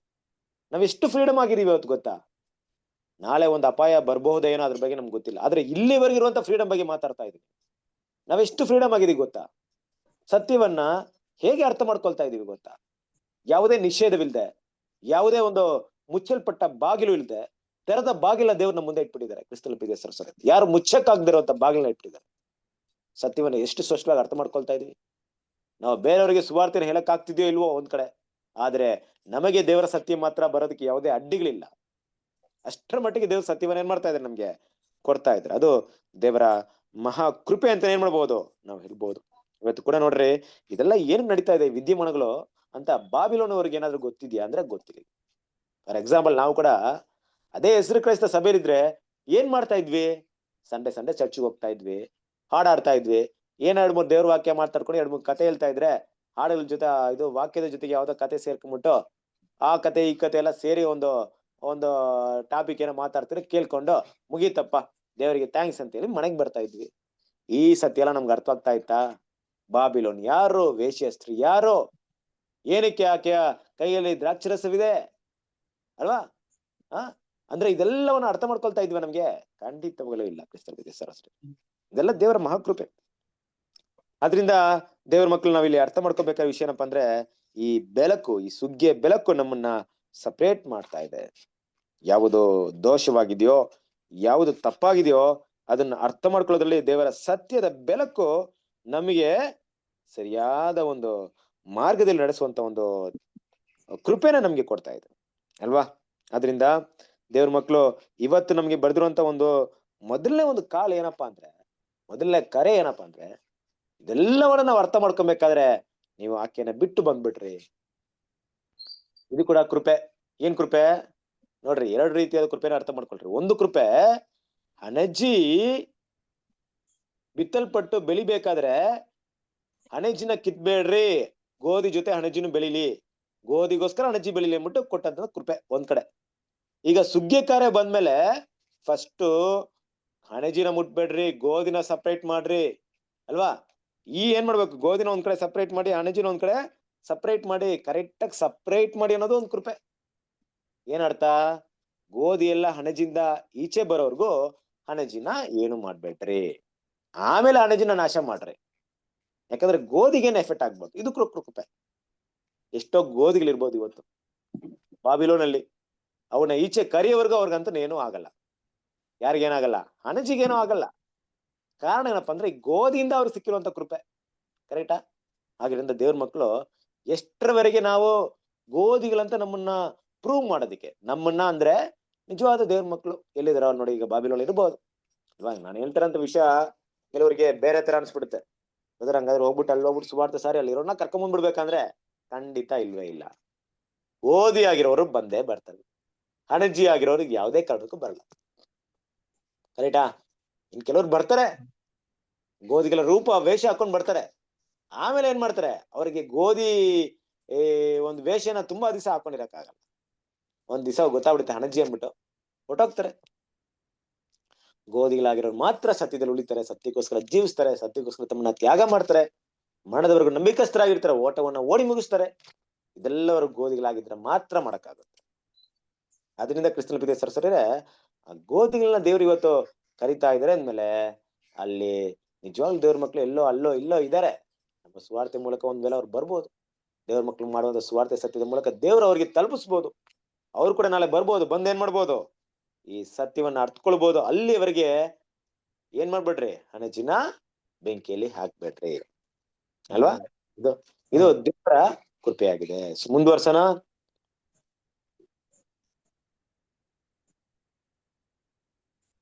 ಓದ್ಬೇಕಾ ಬ್ರದರ್? ಓದಿ. ಈ ಪಿಡುಗುಗಳು ಅಥವಾ ಬವಣೆಗಳು ತಿರಸ್ಕೃತ ಯೆಹೂದ್ಯ ಮನೆಯವರ ಮೇಲೆ ಬರಲಿರುವ ವಿಪತ್ತಿನ ಮುಂಚಾಯೆಯಾಗಿ ಕಂಡುಬಂದಿದ್ದು, ಅವುಗಳು ಪ್ರಕಟಣೆಯಲ್ಲಿ ಭೀಕರ ಸಂಕೇತಗಳಾಗಿ ಚಿತ್ರಿತಗೊಂಡಿವೆ. ಇದರಿಂದ ಅನೇಕ ವಿದ್ಯಾರ್ಥಿಗಳು ಬಹಳಷ್ಟು ಉದ್ರೇಕಿಸಲ್ಪಟ್ಟಿದ್ದಾರೆ ಮತ್ತು ಈ ವಿಷಯದಲ್ಲಿ ಕ್ರೂರವಾದ ಆಲೋಚನೆಗಳನ್ನು ಹೊಂದಿದ್ದಾರೆ. ಆದುದರಿಂದ ಅವರು ಈಗ ನಿಕಟವಾಗಿ ಸಮೀಪಿಸುತ್ತಿರುವ ಅಪಾಯಗಳ ಸತ್ಯತೆಗೆ ಸಿದ್ಧರಿಲ್ಲ. ಅವರು ಆಗಾಗ್ಗೆ ಚಿಹ್ನೆಗಳನ್ನು ಅಕ್ಷರಸ್ಥವಾಗಿ ಅರ್ಥೈಸುತ್ತಾರೆ. ಆದುದರಿಂದ ಅವರು ಅವುಗಳ ನೆರವೇರಿಕೆಯ ಧಾರ್ಮಿಕ, ಸಾಮಾಜಿಕ ಮತ್ತು ರಾಜಕೀಯ ಅಡಚಣೆಗಳು, ವಾಗ್ಯುದ್ಧಗಳು, ಕ್ರಾಂತಿಗಳು, ಪ್ರತಿವರ್ತನೆಗಳು, ವಿಪ್ಲವಗಳು ಇತ್ಯಾದಿಗಳ ಮೂಲಕ ಅದು ಪೂರ್ಣಗೊಳ್ಳುವುದನ್ನು ಕಾಣಲು ಸಿದ್ಧರಾಗಿರುವುದಿಲ್ಲ. ಕ್ರಿಸ್ತನ ಪ್ರೀತಿಯ ಸಹೋದರರೇ, ಮುಖ್ಯವಾಗಿ ಇಲ್ಲಿ ಮಾತಾಡುವಂತ ಕೆಲವೊಂದು ವಿಷಯನ ನಾವು ಅರ್ಥ ಮಾಡ್ಕೊಬೇಕು ಅಲ್ವಾ. ಏನಪ್ಪಾ ಅಂದ್ರೆ ನೋಡ್ರಿ, ಈಗ ಯೆಹೂದ್ಯರನ್ನ ತಗೊಂಡಾಗ ಅಲ್ಲೊಂದು ನಿಜವಾದ ಯೆಹೂದ್ಯರನ್ನ ತಗೊಂಡಾಗ ಅಲ್ಲೊಂದು ಘಟನೆ ನಡೀತು ನಮಗೆ. ಏನಪ್ಪಾ ಅಂದ್ರೆ ಕರ್ತನಾದ ಯೇಸುಕ್ರಿಸ್ತನ ಶಿಲುಬೆಯಲ್ಲಿ ಹಾಕಿದ್ಮೇಲೆ ಅವರಲ್ಲೊಂದು ಹೇಳುವಂತ ಮಾತನ್ನು ಕೂಡ ನಾವು ನೋಡ್ಬೋದು. ಏನಪ್ಪಾ ಅಂದ್ರೆ, ಇವರ ರಕ್ತ ಬಲಿ ನಮ್ಮ ಮೇಲೆ ನಮ್ಮ ಮಕ್ಕಳ ಮೇಲೂ ಇರಲಿ ಅಂತ. ಹಾಗೆ ಅವರ ಕೆಲಸವನ್ನ ಮಾಡಿದ್ಮೇಲೆ ದೇವರು ಕ್ರಿಸ್ತನನ್ನ ಶಿಲುಬೆಗೆ ಹಾಕಿದಾರೆ ಅಂದ್ಬಿಟ್ಟು ಅವ್ರಿಗೆ ಏನಾದ್ರು ಕೋಪ ಬಂದು ಅವ್ರನ್ನ ನಾಶ ಮಾಡಿದ್ರ, ಹೊಡೆದ್ರ ಅಂದ್ರೆ ಖಂಡಿತ ಇಲ್ಲ. ಅಂದ್ರೆ ಆ ರೀತಿ ಮಾಡಿಲ್ಲ ದೇವ್ರು. ಯಾಕಂದ್ರೆ ನಾವು ಓದ್ಬೇಕಾದ್ರೆ ಅಪೊಸ್ತಲರ ಕೃತ್ಯದಲ್ಲಿ ಪೇತ್ರ ಹೇಳ್ತಾರೆ, ನೀವು ನಿಮ್ಮ ಜನರು ನೀವೇನ್ ಮಾಡಿದ್ರಿ, ನಿಮ್ಮ ಪಿತೃಗಳು ತಿಳಿದೇನೆ ಈ ಲೋಕದ ರಕ್ಷಕರನ್ನ, ರಕ್ಷಣಾಧಿಪತಿಯನ್ನ ಶಿಲುಬೆಗೆ ಹಾಕಿದ್ದೀರಾ ಅಂತ ಏನ್ ಮಾಡ್ತಾರೆ, ಮಾತಾಡ್ತಾರೆ. ನೀವು ತಿಳುವಳಿಕೆ ಇಲ್ಲದೇನೆ ಮಾಡಿದೀರಾ, ನಿಮ್ಗೆ ಸಂಪೂರ್ಣ ನಾಲೆಜ್ ಇಲ್ಲದೇನೆ ಮಾಡಿದೀರಾ, ಅದರಿಂದ ನಮ್ಮ ತಪ್ಪು ನಿಮ್ಗೆ ಚಿಮಿಸಲ್ಪಡುತ್ತೆ ಅಂತ ಏನ್ ಮಾಡ್ತಾರೆ, ಅವ್ರು ಕರೀತಾರೆ. ಆದ್ರೆ ಯೇಸು ಕ್ರಿಸ್ತನು ಹೇಳಿದಂತ ವಿಷಯವನ್ನ ಸರಿ, ಯೇಸು ಕ್ರಿಸ್ತನ ಶಿಲುಬೆ ಹಾಕಿದ್ಮೇಲೆ ಆತನ ಬಗ್ಗೆ ಇರುವಂತ ಸುವಾರ್ತೆನ ಯಾವಾಗ ನಂಬ್ಲಿಲ್ವೋ ಅವಾಗ ಏನ್ ಮಾಡ್ತಾರೆ, ಅವ್ರನ್ನ ದೇವರು ತಿರಸ್ಕರಿಸ್ತಾರೆ. ಆ ತಿರಸ್ಕರಿಸುವಂತ ವಿಷಯ ಎಷ್ಟು ಮಟ್ಟಿಗಿದೆ ಅಂದ್ರೆ ಅಲ್ವಾ, ಕೆಲವೊಂದು ದೇವರ ಯೋಜನೆಗಳು ಸತ್ಯಗಳನ್ನ ದೇವರಿಂದ ತಿರಸ್ಕರಿಸಲ್ಪಟ್ಟವರಿಂದ ಕಂಡುಹಿಡಿಯಕ್ಕೆ ಆಗೋದೇ ಇಲ್ಲ ಕ್ರಿಸ್ತನ ಪ್ರಿಯ ಸಹೋದರರೇ. ಯಾಕಂದ್ರೆ ಆತ್ಮಿಕವಾದಂತ ವಿಷಯಗಳನ್ನ ಏನಾಗಿದೆ ಅಂದ್ರೆ ಅವರಿಂದ ಅರ್ಥ ಮಾಡ್ಕೊಳ್ಳೋದು ತುಂಬಾ ಕಷ್ಟವಾಗ್ಬಿಡುತ್ತೆ. ದೇವ್ರವ್ರಿಗೆ ಅದನ್ನ ಯಾವಾಗ್ಲೂ ತೋರ್ಸಲ್ಲ. ದೇವ್ರು ಕೊಡುವಂತ ಕೆಲವೊಂದು ಸೈನ್ ಇರ್ಬೋದು, ಕೆಲವೊಂದು ಗುರುತುಗಳಿರ್ಬೋದು, ಅದೇನ್ ಏನಾಗುತ್ತೆ, ಅದನ್ನ ಕಂಡುಹಿಡಿಯೋಕೆ ಅವರಿಂದ ಏನಾಗುತ್ತೆ, ತುಂಬಾ ಕಷ್ಟವಾಗುತ್ತೆ ಅಲ್ವಾ. ಸೊ ದೇವರ ಮಕ್ಕಳು ನಿಜವಾಗ್ಲೂ ಏನ್ ಮಾಡ್ತಾರೆ, ಆ ವಿಷಯನ ಕಂಡುಹಿಡಿದ್ರು. ಆದ್ರೆ ಈ ರೀತಿಯಾಗಿ ರಿಜೆಕ್ಟ್ ಆಗಿರುವಂತ ಅವರಿಂದ ಈ ಬರುವಂತ ಹಲವಾರು ಬದಲಾವಣೆಗಳನ್ನ ಅರ್ಥ ಮಾಡ್ಕೊಳ್ಳೋದು ತುಂಬಾನೇ ಕಷ್ಟವಾಗಿದೆ. ಅದಕ್ಕೆ ಇಲ್ಲಿ ಮಾತಾಡ್ಬೇಕಾದ್ರೆ ಇದರಿಂದ ಅನೇಕ ವಿದ್ಯಾರ್ಥಿಗಳು ಬಹಳಷ್ಟು ಉತ್ಪ್ರೇಕ್ಷಿಸಲ್ಪಟ್ಟಿದ್ದಾರೆ ಮತ್ತು ಈ ವಿಷಯದಲ್ಲಿ ಕ್ರೂರವಾದ ಆಲೋಚನೆಗಳನ್ನು ಹೊಂದಿದ್ದಾರೆ. ಅದರಿಂದ ಅವರಿಗೆ ನಿಕಟವಾಗಿ ಸಮೀಪಿಸುತ್ತಿರುವ ಅಪಾಯಗಳ ಸತ್ಯತೆಗೆ ಸಿದ್ಧರಿಲ್ಲ ಅವರು. ಹಾಗಾಗಿ ಚಿಹ್ನೆಗಳನ್ನು ಅಕ್ಷರಶಃ ಅರ್ಥೈಸುತ್ತಾರಾದ್ದರಿಂದ ಅವರು ಅವುಗಳ ನೆರವೇರಿಕೆಯ ಧಾರ್ಮಿಕ ಮತ್ತು ಸಾಮಾಜಿಕ ರಾಜಕೀಯ ಅಡಚಣೆಗಳು, ವಾಗ್ಯುದ್ಧಗಳು, ಕ್ರಾಂತಿಗಳು, ಪರಿವರ್ತನೆಗಳು, ವಿಪ್ಲವಗಳು, ನಮ್ಮ ಕನ್ನಡದಲ್ಲಿ ಎಷ್ಟೋ ಸ್ವಚ್ಛ ಕನ್ನಡ ಬಳಸಿದಾರೆ ಅಂದ್ರೆ ನೀವು ಡಿಕ್ಷನರಿ ತಗೊಂಡು ಓದ್ಬೇಕು ಈ ವಿಪ್ಲವಗಳಂತ ಏನ್ಬಿಟ್ಟು ಅಲ್ವಾ. ಇತ್ಯಾದಿಗಳ ಮೂಲಕ ಅದು ಪೂರ್ಣಗೊಳ್ಳುವುದನ್ನು ಕಾಣಲು ಸಿದ್ಧರಾಗಿರುವುದಿಲ್ಲ. ಏನಂತೀರಂದ್ರೆ ಇಲ್ಲಿ ಅಲ್ಲಿ ನಡೆದಂತ ಅದೇ ರೀತಿಯಾಗಿ ಇವತ್ತಿನ ಒಂದು ವಿಷಯ ತಗೊಂಡಾಗ ಅಂದ್ರೆ ದೇವರಿಂದ ರಿಜೆಕ್ಟ್ ಆಗಿರುವಂತ ಈ ಯಹೂದ್ಯ ಮನೆತನದವರು ಅಂದ್ರೆ ಈ ಬಾಬಿಲೋನ್ ಅವರು ಯಾವ ವಿಷಯವನ್ನ ಗ್ರಹಿಸ್ಕೊಳಕ್ಕಾಗಲ್ಲ ಅಂದ್ರೆ ಯಾವ ವಿಷಯನ ಗ್ರಹಿಸ್ಕೊಳಕ್ಕಾಗಲ್ಲ, ಇಲ್ಲಾಗ್ತಿರುವಂತ ಬದಲಾವಣೆಗಳೇನು, ಇಲ್ಲಾಗ್ತಿರುವಂತ ಚೇಂಜಸ್ ಏನು, ಇದನ್ನ ಗ್ರಹಿಸ್ಕೊಳಕ್ ಆಗ್ತಾ ಇಲ್ಲ. ಗ್ರಹಿಸ್ಕೊಳ್ಳೋದು ಮಾತ್ರವಲ್ಲ, ಅದನ್ನ ಇಷ್ಟಪಡೋದು ಇಲ್ಲ. ಅವರು ಏನ್ ಇಷ್ಟಪಡಲ್ಲ, ಅವ್ರೇನ್ ಇಷ್ಟಪಡಲ್ಲ ಅಂದ್ರೆ ಬಾಬಿಲೋನ್ ಇನ್ನೂ ಶ್ರೇಷ್ಠವಾಗಿ ಬೆಳಿಬೇಕು, ಇನ್ನೂ ಹೆಚ್ಚಿನ ಒಂದು ಸ್ಥಾನಕ್ಕೆ ಬರ್ಬೇಕು. ಈ ರೀತಿಯಾಗಿ ಅವ್ರು ಮಾಡೋಂಥ ಪ್ರಯತ್ನಗಳನ್ನ ನೀವು ನೋಡಿರ್ತೀರ, ಖಂಡಿತ ನೋಡಿರ್ತೀರಾ. ಎಲ್ಲಿ ನೋಡಿರ್ತೀರಾ? ಬಾಬಿಲೋನ್ ತಗೊಳ್ರಿ, ಇಲ್ಲ ಒಂದ್ ಯಾವ್ದೋ ಸಭೆ ತಗೊಳ್ರಿ. ಆ ಸಭೆ ಹೇಗಿರುತ್ತೆ, ಒಂದ್ ಮನೆಯಿಂದ ಸ್ಟಾರ್ಟ್ ಆಗಿರುತ್ತೆ, ಆಮೇಲೆ ಒಂದ್ ಸಭೆ ಕಟ್ತಾರೆ, ಆಮೇಲೆ ದೊಡ್ಡದಾಗ ಒಂದ್ ಬಿಲ್ಡಿಂಗ್ ತಗೊಳ್ತಾರೆ, ಆಮೇಲೆ ಒಂದು 100 ಜನ ಇದ್ದಿದ್ದು ಒಂದು 300 ಜನ ಆಗುತ್ತೆ, ಆಮೇಲೆ 500 ಜನ ಆಗ್ತಾರೆ, ದೊಡ್ಡ ಸಭೆ ಆಗ್ತಾರೆ. ಅಂದ್ರೆ ಅವ್ರ ಉದ್ದೇಶ ಏನಪ್ಪಾ ಅಂದ್ರೆ ಈ ರೀತಿಯಾದಂತ ಬೆಳವಣಿಗೆನ ಎದುರು ನೋಡ್ತಾ ಇದಾರೆ ಹೊರತು ಇಂಥ ಒಂದು ಸಮಸ್ಯೆಗಳು, ಲೋಕದಲ್ಲಿ ಬರುವಂತ ಅಡಚಣೆಗಳು, ಈ ರೀತಿಯಾದಂತ ವಿಷಯಗಳನ್ನ ಅವ್ರು ಯಾವಾಗ್ಲೂ ಎದುರು ನೋಡ್ತಾ ಇಲ್ಲ. ಅಂದ್ರೆ ಮಹಾಯುದ್ಧ, ಇಲ್ಲವೇ ಆರ್ಮೋಗದನ್ ಯುದ್ಧ, ಲೋಕಕ್ಕೆ ಬರುವಂತ ಅಪಾಯಗಳು, ಇದೆಲ್ಲ ಅವ್ರು ಇಷ್ಟಪಡೋದೇ ಇಲ್ಲ. ಅವ್ರಿಗೆ ಆ ರೀತಿ ಆಗ್ಬಾರ್ದು. ಅದಕ್ಕೆ ಅವ್ರು ನೋಡಿ ಯಾವಾಗ್ಲೂ ಹೆಂಗ್ ಪ್ರಾರ್ಥನೆ ಮಾಡ್ತಾರೆ. ಅವರ ಪ್ರಾರ್ಥನೆ ಹೇಗಿರುತ್ತೆ? ದೇವರೇ, ಭಾರತ ದೇಶವನ್ನು ಆಶೀರ್ವಾದ ಮಾಡ್ರಿ, ಇಲ್ಲಿರುವಂತ ರಾಜ್ಯಗಳನ್ನ ಆಶೀರ್ವಾದ ಮಾಡ್ರಿ, ಅವ್ರು ಒಳ್ಳೆ ರೀತಿ ಆಳ್ವಿಕೆ ಮಾಡ್ಲಿ, ಅವರಿಂದ ನಮ್ಗೆ ಆಶೀರ್ವಾದ ಬರ್ಲಿ, ಅವ್ರ ಕ್ರೈಸ್ತರ ಮೇಲೆ ದಯೆ ತೋರಿಸ್ಲಿ. ನೋಡ್ರಿ, ಈ ರೀತಿನೇ ಅವ್ರ ಭಾವನೆಗಳಿರೋದು. ಅವ್ರು ಯಾವಾಗ್ಲೂ ಏನ್ ಮಾಡಲ್ಲ, ದೇವರ ಯೋಜನೆ ಅರ್ಥ ಮಾಡ್ಕೊಳ್ಳಲ್ಲ. ಅದಕ್ಕೆ ಅವ್ರು ಈ ರೀತಿನೇ ಮಾಡ್ತಾ ಇರ್ತಾರೆ.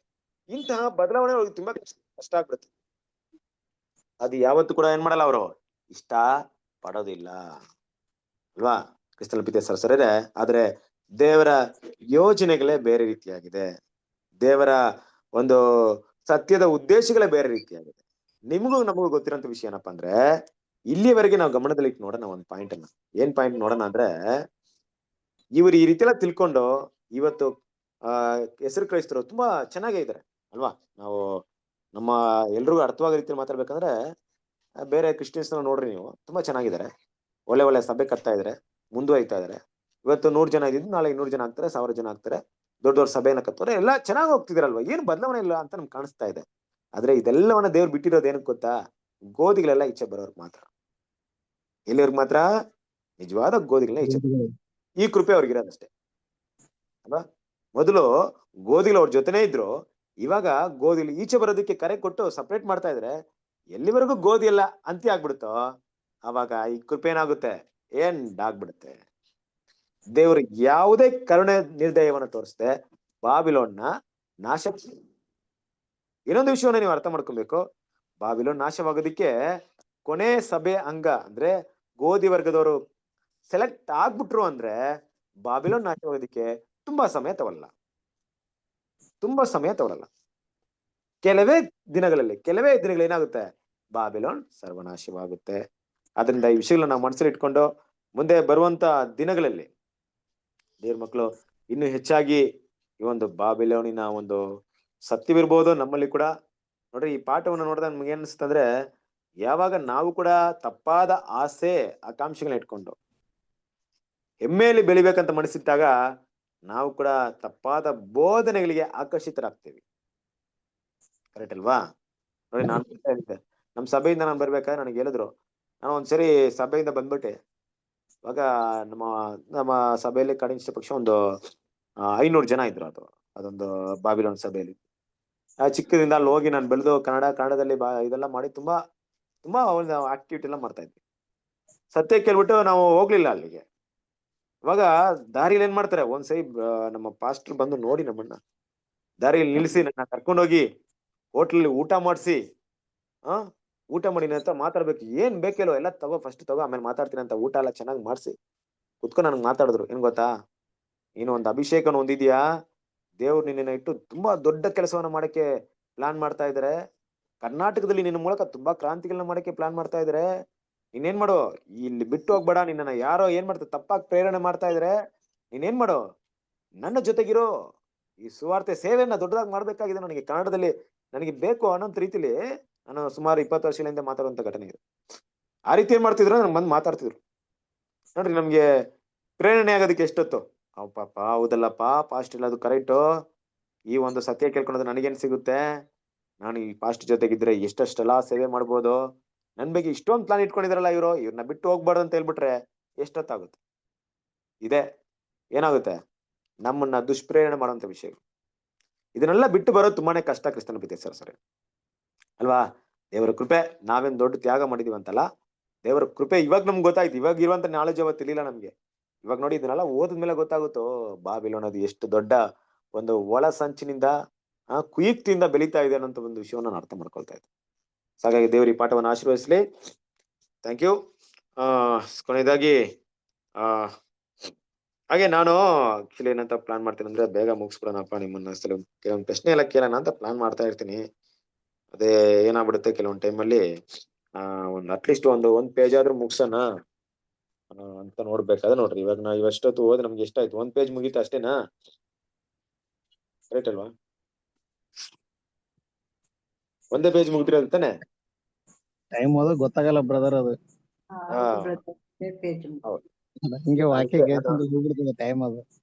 ಹೌದು. ಸೊ ಅದಕ್ಕೆ ನಾನು ಏನ್ ಮಾಡ್ತೀನಿ ಅಂದ್ರೆ, ಅಟ್ಲೀಸ್ಟ್ 1 ಪೇಜ್ ಆದ್ರೂ ಮುಗ್ಸೋಣ ಅಂತ ಟ್ರೈ ಮಾಡ್ತಾ ಇರ್ತೀನಿ. ಯಾಕಂದ್ರೆ ವಿಷಯಗಳು ಅಷ್ಟಿರುತ್ತೆ. ಎನಿವೆ, ನೆಕ್ಸ್ಟ್ ಟೈಮ್ ನೋಡೋಣ, ದೇವ್ರ ಚಿತ್ತ ಆದ್ರೆ ಆದಷ್ಟು ಬೇಗ ಹೈಲೈಟ್ಸ್ ಪಾಯಿಂಟ್ ಮಾತಾಡೋ ಹೋಗೋಣ. ಓಕೆ. ಸೊ ಕೊನೆಯದಾಗಿ ರಾತ್ರಿ ಗೀತೆಗಳನ್ನ ಓದಿ ಪಾಠವನ್ನು ಮುಗಿಸೋಣ. ಯಾರು ರಾತ್ರಿ ಗೀತೆನ ಓದ್ತೀವಿ?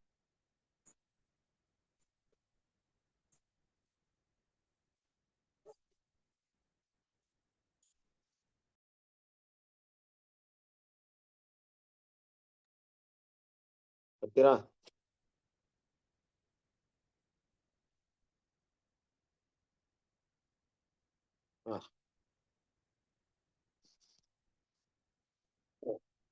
ಯಾರು ಓದ್ತೀರಾ?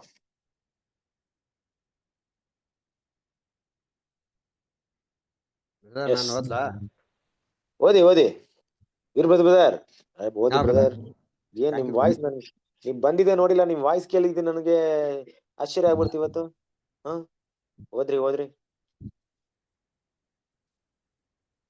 ಬಾಯಿಂದ ಅರಿಕೆ ಮಾಡುವುದರ ಮೂಲಕ ರಕ್ಷಣೆಯಾಗುತ್ತದೆ. ರೋಮಾಪುರದವರೆಗೆ 10:10. ಮೂಢನಂಬಿಕೆಯುಳ್ಳವನು ತನ್ನ ಕರೆಯುವಿಕೆಯನ್ನು ಮತ್ತು ಆಯ್ಕೆಯನ್ನು ಎಂದಿಗೂ ದೃಢಪಡಿಸಿಕೊಳ್ಳುವುದಕ್ಕೆ ಸಾಧ್ಯವಿಲ್ಲ.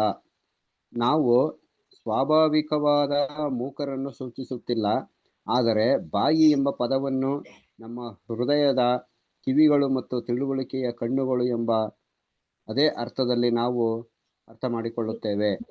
ದೇವರ ಕೃಪೆಯನ್ನು ನೋಡುವ ಮತ್ತು ಕೇಳುವ ಹೃದಯವು ಮತ್ತು ಅದನ್ನೇ ಸ್ವೀಕರಿಸುವ ಹೃದಯವು ತಕ್ಕ ಸಮಯದಲ್ಲಿ ಕೇಳಿದ ಮತ್ತು ನೋಡಿದ ವಿಷಯಗಳಲ್ಲಿ ಎಷ್ಟು ಉತ್ಸುಕವಾಗಬೇಕು ಎಂದರೆ, ಅದು ತನ್ನ ಸಂತೋಷ, ಸಮಾಧಾನ, ನಿರೀಕ್ಷೆ, ನಂಬಿಕೆ ಮತ್ತು ಕೃತಜ್ಞತೆಯನ್ನು ಕೆಲವು ಬಾಹ್ಯ ವರ ರೀತಿಯಲ್ಲಿ ವ್ಯಕ್ತಪಡಿಸದೇ ಇರಲು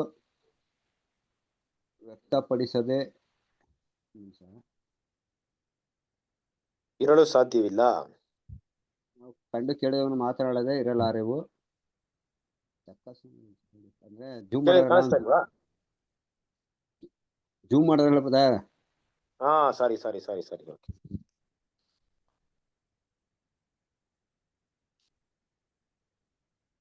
ವ್ಯಕ್ತಪಡಿಸದೇ ಇರಲು ಸಾಧ್ಯವಿಲ್ಲ. ಅಪೊಸ್ತಲರು ಹೇಳಿದಂತೆ ನಾವು ಕಂಡು ಕೇಳಿದವುಗಳನ್ನು ಮಾತನಾಡದೆ ಇರಲಾರೆವು ಎಂದು ನಾವು ಹೇಳುವವರಾಗಿರಬೇಕು.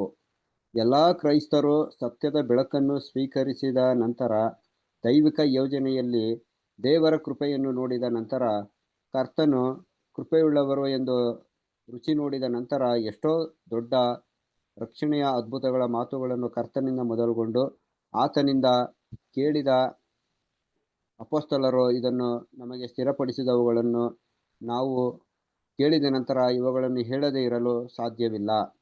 ಅದರ ಬೆಳಕನ್ನು ಕೊಳಗದೊಳಗೆ ಇಡಲು ಸಾಧ್ಯವಿಲ್ಲ. ಹಾಗೇನಾದರೂ ಅವರು ಮಾಡಿದರೆ ಅವರ ಬೆಳಕನ್ನು ನಿಂದಿಸುತ್ತಾರೆ, ಅವರ ಬೆಳವಣಿಗೆಯನ್ನು ನಿಲ್ಲಿಸಿದ್ದಾರೆ ಎಂದರ್ಥ. ಮತ್ತು ಇದನ್ನು ಹೀಗೆಯೇ ಮುಂದುವರಿಸಿದರೆ ಅಂತಿಮವಾಗಿ ಎರಡನೆಯ ಮರಣದಲ್ಲಿ ಅವರಿಗೆ ವಿನಾಶ ಉಂಟಾಗುತ್ತದೆ ಎಂದರ್ಥ. ಕರ್ತನನ್ನು ಮತ್ತು ಆತನ ವಾಕ್ಯದ ಬಗ್ಗೆ ಸ್ಪಷ್ಟವಾಗಿ ವಿವೇಚಿಸಿದ ನಂತರ ಅದರ ಬಗ್ಗೆ ನಾಚಿಕೆ ಪಡುವವರು ರಾಜ್ಯಕ್ಕೆ ಯೋಗ್ಯರಲ್ಲ. ಇದಲ್ಲದೆ ಅಂಥವರ ಬಗ್ಗೆ ಕರ್ತನು ಸಹ ಯಾವುದೇ ಸ್ಥಿತಿಯಲ್ಲಿ ಮತ್ತು ಎಲ್ಲಾ ಪರಿಸ್ಥಿತಿಗಳಲ್ಲಿ ನಾಚಿಕೆ ಪಡುತ್ತಾನೆ ಎಂಬುದೇ. Thank you brother. ಓಕೆ, ನೋಡ್ಬೇಕಾದ್ರೆ ಕ್ರಿಸ್ತನ ಪ್ರೀತಿಯ ಸರಸರೇ, ಒಂದು ಒಳ್ಳೆಯ ಒಂದು ರಾತ್ರಿ ಗೀತೆ ಧ್ಯಾನ ಮಾಡ್ರಿ. ಮುಖ್ಯವಾಗಿ ಇದರ ಒಂದು ಸಾರಾಂಶ ಏನಪ್ಪಾ ಅಂದ್ರೆ, ನೋಡ್ರಿ, ಇವತ್ತು ನಾವು ಸುಗ್ಗಿ ಕಾರ್ಯದಲ್ಲಿ ನಾವು ಪಾಲು ಹೊಂದ್ತಾ ಇದೀವಿ ಅಂದ್ರೆ ಅದು ಯಾವುದ್ರ ಮೇಲೆ ಅವಲಂಬಿತವಾಗಿದೆ ಅಂದ್ರೆ, ನಾವು ನಮ್ಮನ್ನ ಶುದ್ಧವಾಗಿ ಇಟ್ಕೊಂಡು ಗೋಧಿಯಾಗಿ ಕಾಪಾಡ್ಕೊಂಡು ಇನ್ನೊಂದು ಗೋಧಿನ ಹುಡುಕುವಂತ ಕೆಲಸ ನಮ್ ಕೈಲಿದೆ ಅಲ್ವಾ. ಇದೆರಡು ಕೂಡ ಮನಸ್ಸಲ್ಲಿ ಇಟ್ಕೊಬೇಕು. ನಾವು ಗೋಧಿಗಳಾಗದೆ ಹಣಜಿಗಳಾಗ್ಬಾರ್ದು, ಗೋಧಿಗಳಾಗ್ಬೇಕು ಅಲ್ವಾ. ಗೋಧಿಗಳಾಗಿ ಉಳಿಬೇಕು, ಕಾಪಾಡ್ಕೊಬೇಕು. ಅದೇ ರೀತಿ ಗೋಧಿಯನ್ನ ಹುಡುಕ್ಬೇಕು, ಈ ಸ್ವಾರ್ಥ ಕೆಲಸವನ್ನ ಮಾಡ್ಬೇಕು, ನಮ್ಮನ್ನು ಕಾಪಾಡ್ಕೊಬೇಕು.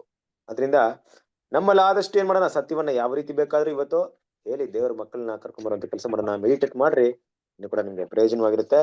ಸೊ ಕೊನೆಯದಾಗಿ ಈ ಒಂದು ಸಮಯದಲ್ಲಿ ನಾವು ಪ್ರಾರ್ಥನೆ ಮಾಡಿ ಈ ಒಂದು ಕೂಟವನ್ನ ಅಂತ್ಯ ಮಾಡೋಣ. ವೀರಭದ್ರ ನೀವೇ ಪ್ರಾರ್ಥನೆ ಮಾಡ್ಬಿಡ್ತೀರಾ? ಮಾಡಿ ಪ್ರಾರ್ಥನೆ ಮಾಡ್ಕೊಳ್ಳೋಣ. ಭೂಪರಲೋಕಗಳ ಒಡೆಯನಾಗಿರುವಂತ, ಪರಲೋಕದಲ್ಲಿರುವಂತ ನಮ್ಮ ತಂದೆಯಾದ ದೇವರೇ, ಅಬ್ರಹಾಮನ ದೇವರೇ, ಇಸಾಕನ ದೇವರೇ, ಯಾಕೋಬನ ದೇವರೇ, ಯೆಹೋವ ದೇವರೇ, ನಿಮ್ಮ ಪರಿಶುದ್ಧ ನಾಮಕ್ಕೆ ಮಹಿಮೆ ಉಂಟಾಗ್ಲಿಯಪ್ಪ. ಸರ್ವಶಕ್ತನಾದ ದೇವರೇ, ನಿಮ್ಮ ಮಹಾಕೃಪೆ ಕರುಣೆಗಳಿಂದ ನಮ್ಮನ್ನು ಜೀವಿತರ ಸಂಖ್ಯೆಯಲ್ಲಿಟ್ಟು, ತಂದೆಯಾದ ದೇವರೇ, ನಮ್ಮನ್ನ ಹೊತ್ತೊತ್ತಿಗೆ ಆಹಾರವನ್ನು ಕೊಟ್ಟು, ನಮಗೆ ಉಡುವುದಕ್ಕೆ ತೊಡುವುದಕ್ಕೆ ವಸ್ತ್ರಗಳನ್ನು ಕೊಟ್ಟು, ನಮ್ಮನ್ನು ತಾಯಿಯಿಂದ ಸಂತೈಸಿ ತಂದೆಯಿಂದ ಹೊತ್ತುಕೊಂಡು ಇದುವರೆಗೂ ನಮ್ಮನ್ನು ಸಾಕಿ ಸಲಹಿ, ನಿಮ್ಮ ಮಗನಾದ ಪ್ರಭು ಯೇಸು ಕ್ರಿಸ್ತನಲ್ಲಿ ನಿಮ್ಮ ದೂತರ ಕಾವಲು ಕೊಟ್ಟು ನಮ್ಮನ್ನು ಪ್ರತಿ ಕ್ಷಣವೂ ಕಾದು ಕಾಪಾಡಿ ಇದುವರೆಗೂ ನಮ್ಮನ್ನು ನಡೆಸಿಕೊಂಡು ಬಂದದಕ್ಕಾಗಿ ನಿಮಗೆ ಸ್ತೋತ್ರ ದೇವರೇ. ಧನ್ಯವಾದ ದೇವರೇ, ನಾವು ಜೀವಿತರ ಸಂಖ್ಯೆಯಲ್ಲಿರುವುದು, ನಾವು ನಾಶವಾಗದೆ ಉಳಿದಿರುವುದು ನಿಮ್ಮ ಕೃಪೆ ಕರುಣೆಗಳಿಂದಲಪ್ಪ. ಧನ್ಯವಾದ ದೇವರೇ, ಈ ಒಂದು ನೀವು ಕೊಟ್ಟಂಥ ಸಮಯದಲ್ಲಿ ಸಹೋದರರ ಮುಖಾಂತರ ಒಂದು ಜ್ಞಾನ ಯಾವ ರೀತಿ ಬೆಳೆದಿದೆ ಎಂಬುದಾಗಿ ತಿಳ್ಕೊಳ್ಳುವಂಥ ಕೃಪೆ ಕೊಡೋದಕ್ಕಾಗಿ ನಿಮಗೆ ಸ್ತೋತ್ರ ದೇವರೇ. ಧನ್ಯವಾದ ದೇವರೇ, ಮೊದಲೇ ದಾನಿಯೇಲ ಪುಸ್ತಕದಲ್ಲಿ 12:4 ನೀವು ಬರೆಸಿಕೊಟ್ಟಿದ್ದೀರಿ, ನಾವು ಅದನ್ನು ಓದಿದ್ದೇವಪ್ಪ. ತಿಳುವಳಿಕೆ ಹೆಚ್ಚುವುದು, ಬಹುಜನರ ಅತ್ತಿತ್ತ ತಿರುಗುವರು ಎಂಬುದಾಗಿ. ಆಗ ಬರೆಸಿದಂಥ ಆ ಒಂದು ಮಾತು ಸಹೋದರರು ಹೇಳಿದಂತೆ ಈ ಸಮಯದಲ್ಲಿ ಇರುವಂಥ ನಾವು ಅದನ್ನು ಕಣ್ಣಿಂದ ನೋಡಿ ಕೈಯಿಂದ ಮುಟ್ಟಿ ನಮ್ಮ ಆಲೋಚನೆಯಲ್ಲಿ ತಿಳ್ಕೊಳ್ಳುವಂತೆ ಕೃಪೆ ಕೊಟ್ಟದಕ್ಕಾಗಿ ನಿಮಗೆ ಸ್ತೋತ್ರ ದೇವರೇ. ನೀವು ಆಗ ತಿಳಿಸಿದಂಥ ಜ್ಞಾನದ ಬಗ್ಗೆ ಈಗ ನಾವು ಕಣ್ಣುಗಳು ನೋಡುವಂತೆ ನಮಗೆ ಕೃಪೆ ಕೊಟ್ಟದಕ್ಕಾಗಿ ನಿಮಗೆ ಸ್ತೋತ್ರ ದೇವರೇ. ಧನ್ಯವಾದ ದೇವರೇ, ಎಲ್ಲದಕ್ಕಿಂತ ದೊಡ್ಡ ಜ್ಞಾನಿಯಾದ ನೀವು ಅಲ್ಪರಾಗಿರುವಂಥ ನಮಗೆ ನಿನ್ನ ಸತ್ಯವೇದದಲ್ಲಿರುವಂಥ ರಹಸ್ಯಗಳನ್ನು ತಿಳ್ಕೊಳ್ಳುವಂಥ ಜ್ಞಾನ ಕೊಟ್ಟದಕ್ಕಾಗಿ ನಿಮಗೆ ಸ್ತೋತ್ರ. ಈ ವಿಷಯವಾಗಿ ಬೋಧಿಸಂಥ ಸಹೋದರನ್ನು ಆಶೀರ್ವದಿಸ್ರಿ ದೇವರೇ. ಅವ್ರಿಗೆ ಇನ್ನೂ ಹೆಚ್ಚಿನ ಜ್ಞಾನ ತಿಳುವಳಿಕೆಯನ್ನು ಕೊಟ್ಟು ಇನ್ನೂ ನಿನ್ನ ವಾಕ್ಯಗಳನ್ನು ಅನೇಕರಿಗೆ ತಿಳಿಸಲಿಕ್ಕಾಗಿ ನಿಮ್ಮ ಸೇವೆಯಲ್ಲಿ ಅವರನ್ನು ಒಂದು ಸಾಧನವನ್ನಾಗಿ ಉಪಯೋಗಿಸಿರಿ ಎಂಬುದಾಗಿ ಬೇಡ್ತೇವೆ. ಅವರನ್ನು ಅವರ ಕುಟುಂಬದವರನ್ನು ಆಶೀರ್ವದಿಸಿ, ಅವ್ರಿಗೆ ಬೇಕಾಗಿರುವಂಥ ಆರೋಗ್ಯ ಬಲವನ್ನು ಅನುಗ್ರಹಿಸಿರಿ ಎಂಬುದಾಗಿ ಬೇಡ್ತೇವೆ. ವಾಕ್ಯವನ್ನು ಕೇಳಿದಂಥ ನಮ್ಮನ್ನು ಸಹ ಆಶೀರ್ವದಿಸ್ರಿ. ಈ ವಾಕ್ಯವನ್ನು ಕೇಳಿ ನಾವು ಬಿಟ್ಟು ಬಿಡದೆ ಅದನ್ನು ನಮ್ಮ ಆಲೋಚನೆಯಲ್ಲಿ ಇಟ್ಟುಕೊಂಡು ಅದನ್ನು ಮಲ್ಕಾಕಿ ಅದನ್ನು ನಮ್ಮ ಅನುಷ್ಠಾನದಲ್ಲಿ ತಂದು ಅದರಂತೆ ನಡೆಯಲಿಕ್ಕಾಗಿ ಸಹಾಯ ಮಾಡಿರಿ ಎಂಬುದಾಗಿ ಬೇಡ್ತೇವಪ್ಪ. ರಾತ್ರಿ ವೇಳೆಯಲ್ಲಿ ಎಲ್ಲರಿಗೂ ಸುಖ ನಿದ್ರೆಯನ್ನು ಅನುಗ್ರಹಿಸಿ ಒಬ್ಬೊಬ್ಬರನ್ನು ಸಹ ನಿಮ್ಮ ದೂತರ ಕಾವಲು ಕೊಟ್ಟು ಕಾಪಾಡಿ ಎಂಬುದಾಗಿ ಬೇಡುತ್ತಾ ಈ ಚಿಕ್ಕ ಪ್ರಾರ್ಥನೆಯನ್ನು ನಿಮ್ಮ ಒಬ್ಬನೇ ಮಗನು ನಮ್ಮ ರಕ್ಷಕನು ವಿಮೋಚಕನೂ ಆದ ಪ್ರಭು ಯೇಸು ಕ್ರಿಸ್ತನಲ್ಲಿ ಬೇಡ್ತೇವೆ ನಮ್ಮ ಪರಲೋಕದ ತಂದೆಯೇ. ಆಮೇನ್. Thank you brother. ಸಹೋದರರು ನಮಸ್ತೆ. ನಮಸ್ತೆ. Thank you brother. ಎಲ್ಲ ಬ್ರದರ್ಸ್ ಅಂಡ್ ಸಿಸ್ಟರ್ ನಮಸ್ತೆ. ಎಲ್ಲ ಬ್ರದರ್ ಸಿಸ್ಟರ್ ವೀರಭದ್ರ brother ನಮಸ್ತೆ. ಬ್ರದರ್ ಸಿಸ್ಟರ್ ನಮಸ್ತೆ. ನಮಸ್ತೆ ಶಾಂತ sister, ಜಗದೀಶ್ brother, ನಮಸ್ತೆ ಯಶ್ಮಾ ತಂಗಿ ನಮಸ್ತೆ, ನಮಸ್ತೆ ಮಲ್ಕತ್ತರ್ ನಮಸ್ತೆ, ಮಂಜುಳಾ sister, ನಮಸ್ತೆ ಶೋಭಾ ಸಿಸ್ಟರ್ ನಮಸ್ತೆ. ನಮಸ್ತೆ. ನಮಸ್ತೆ ಬ್ರದರ್, ಗುಡ್ ನೈಟ್. ಹಾ good night brother. Good night brother. Good night. ಎಲ್ಲರಿಗೆ ನಮಸ್ತೆ ನಮಸ್ತೆ ಗುಡ್ ನೈಟ್. ಹನ್ನೊಂದು ಜನ ನಮಸ್ತೆ. ನಮಸ್ತೆ ಎಲ್ಲರಿಗೆ ನಮಸ್ತೆ ಅಮ್ಮ. ನಮಸ್ತೆ ನಮಸ್ತೆ. ಬಂದ್ಯಾ?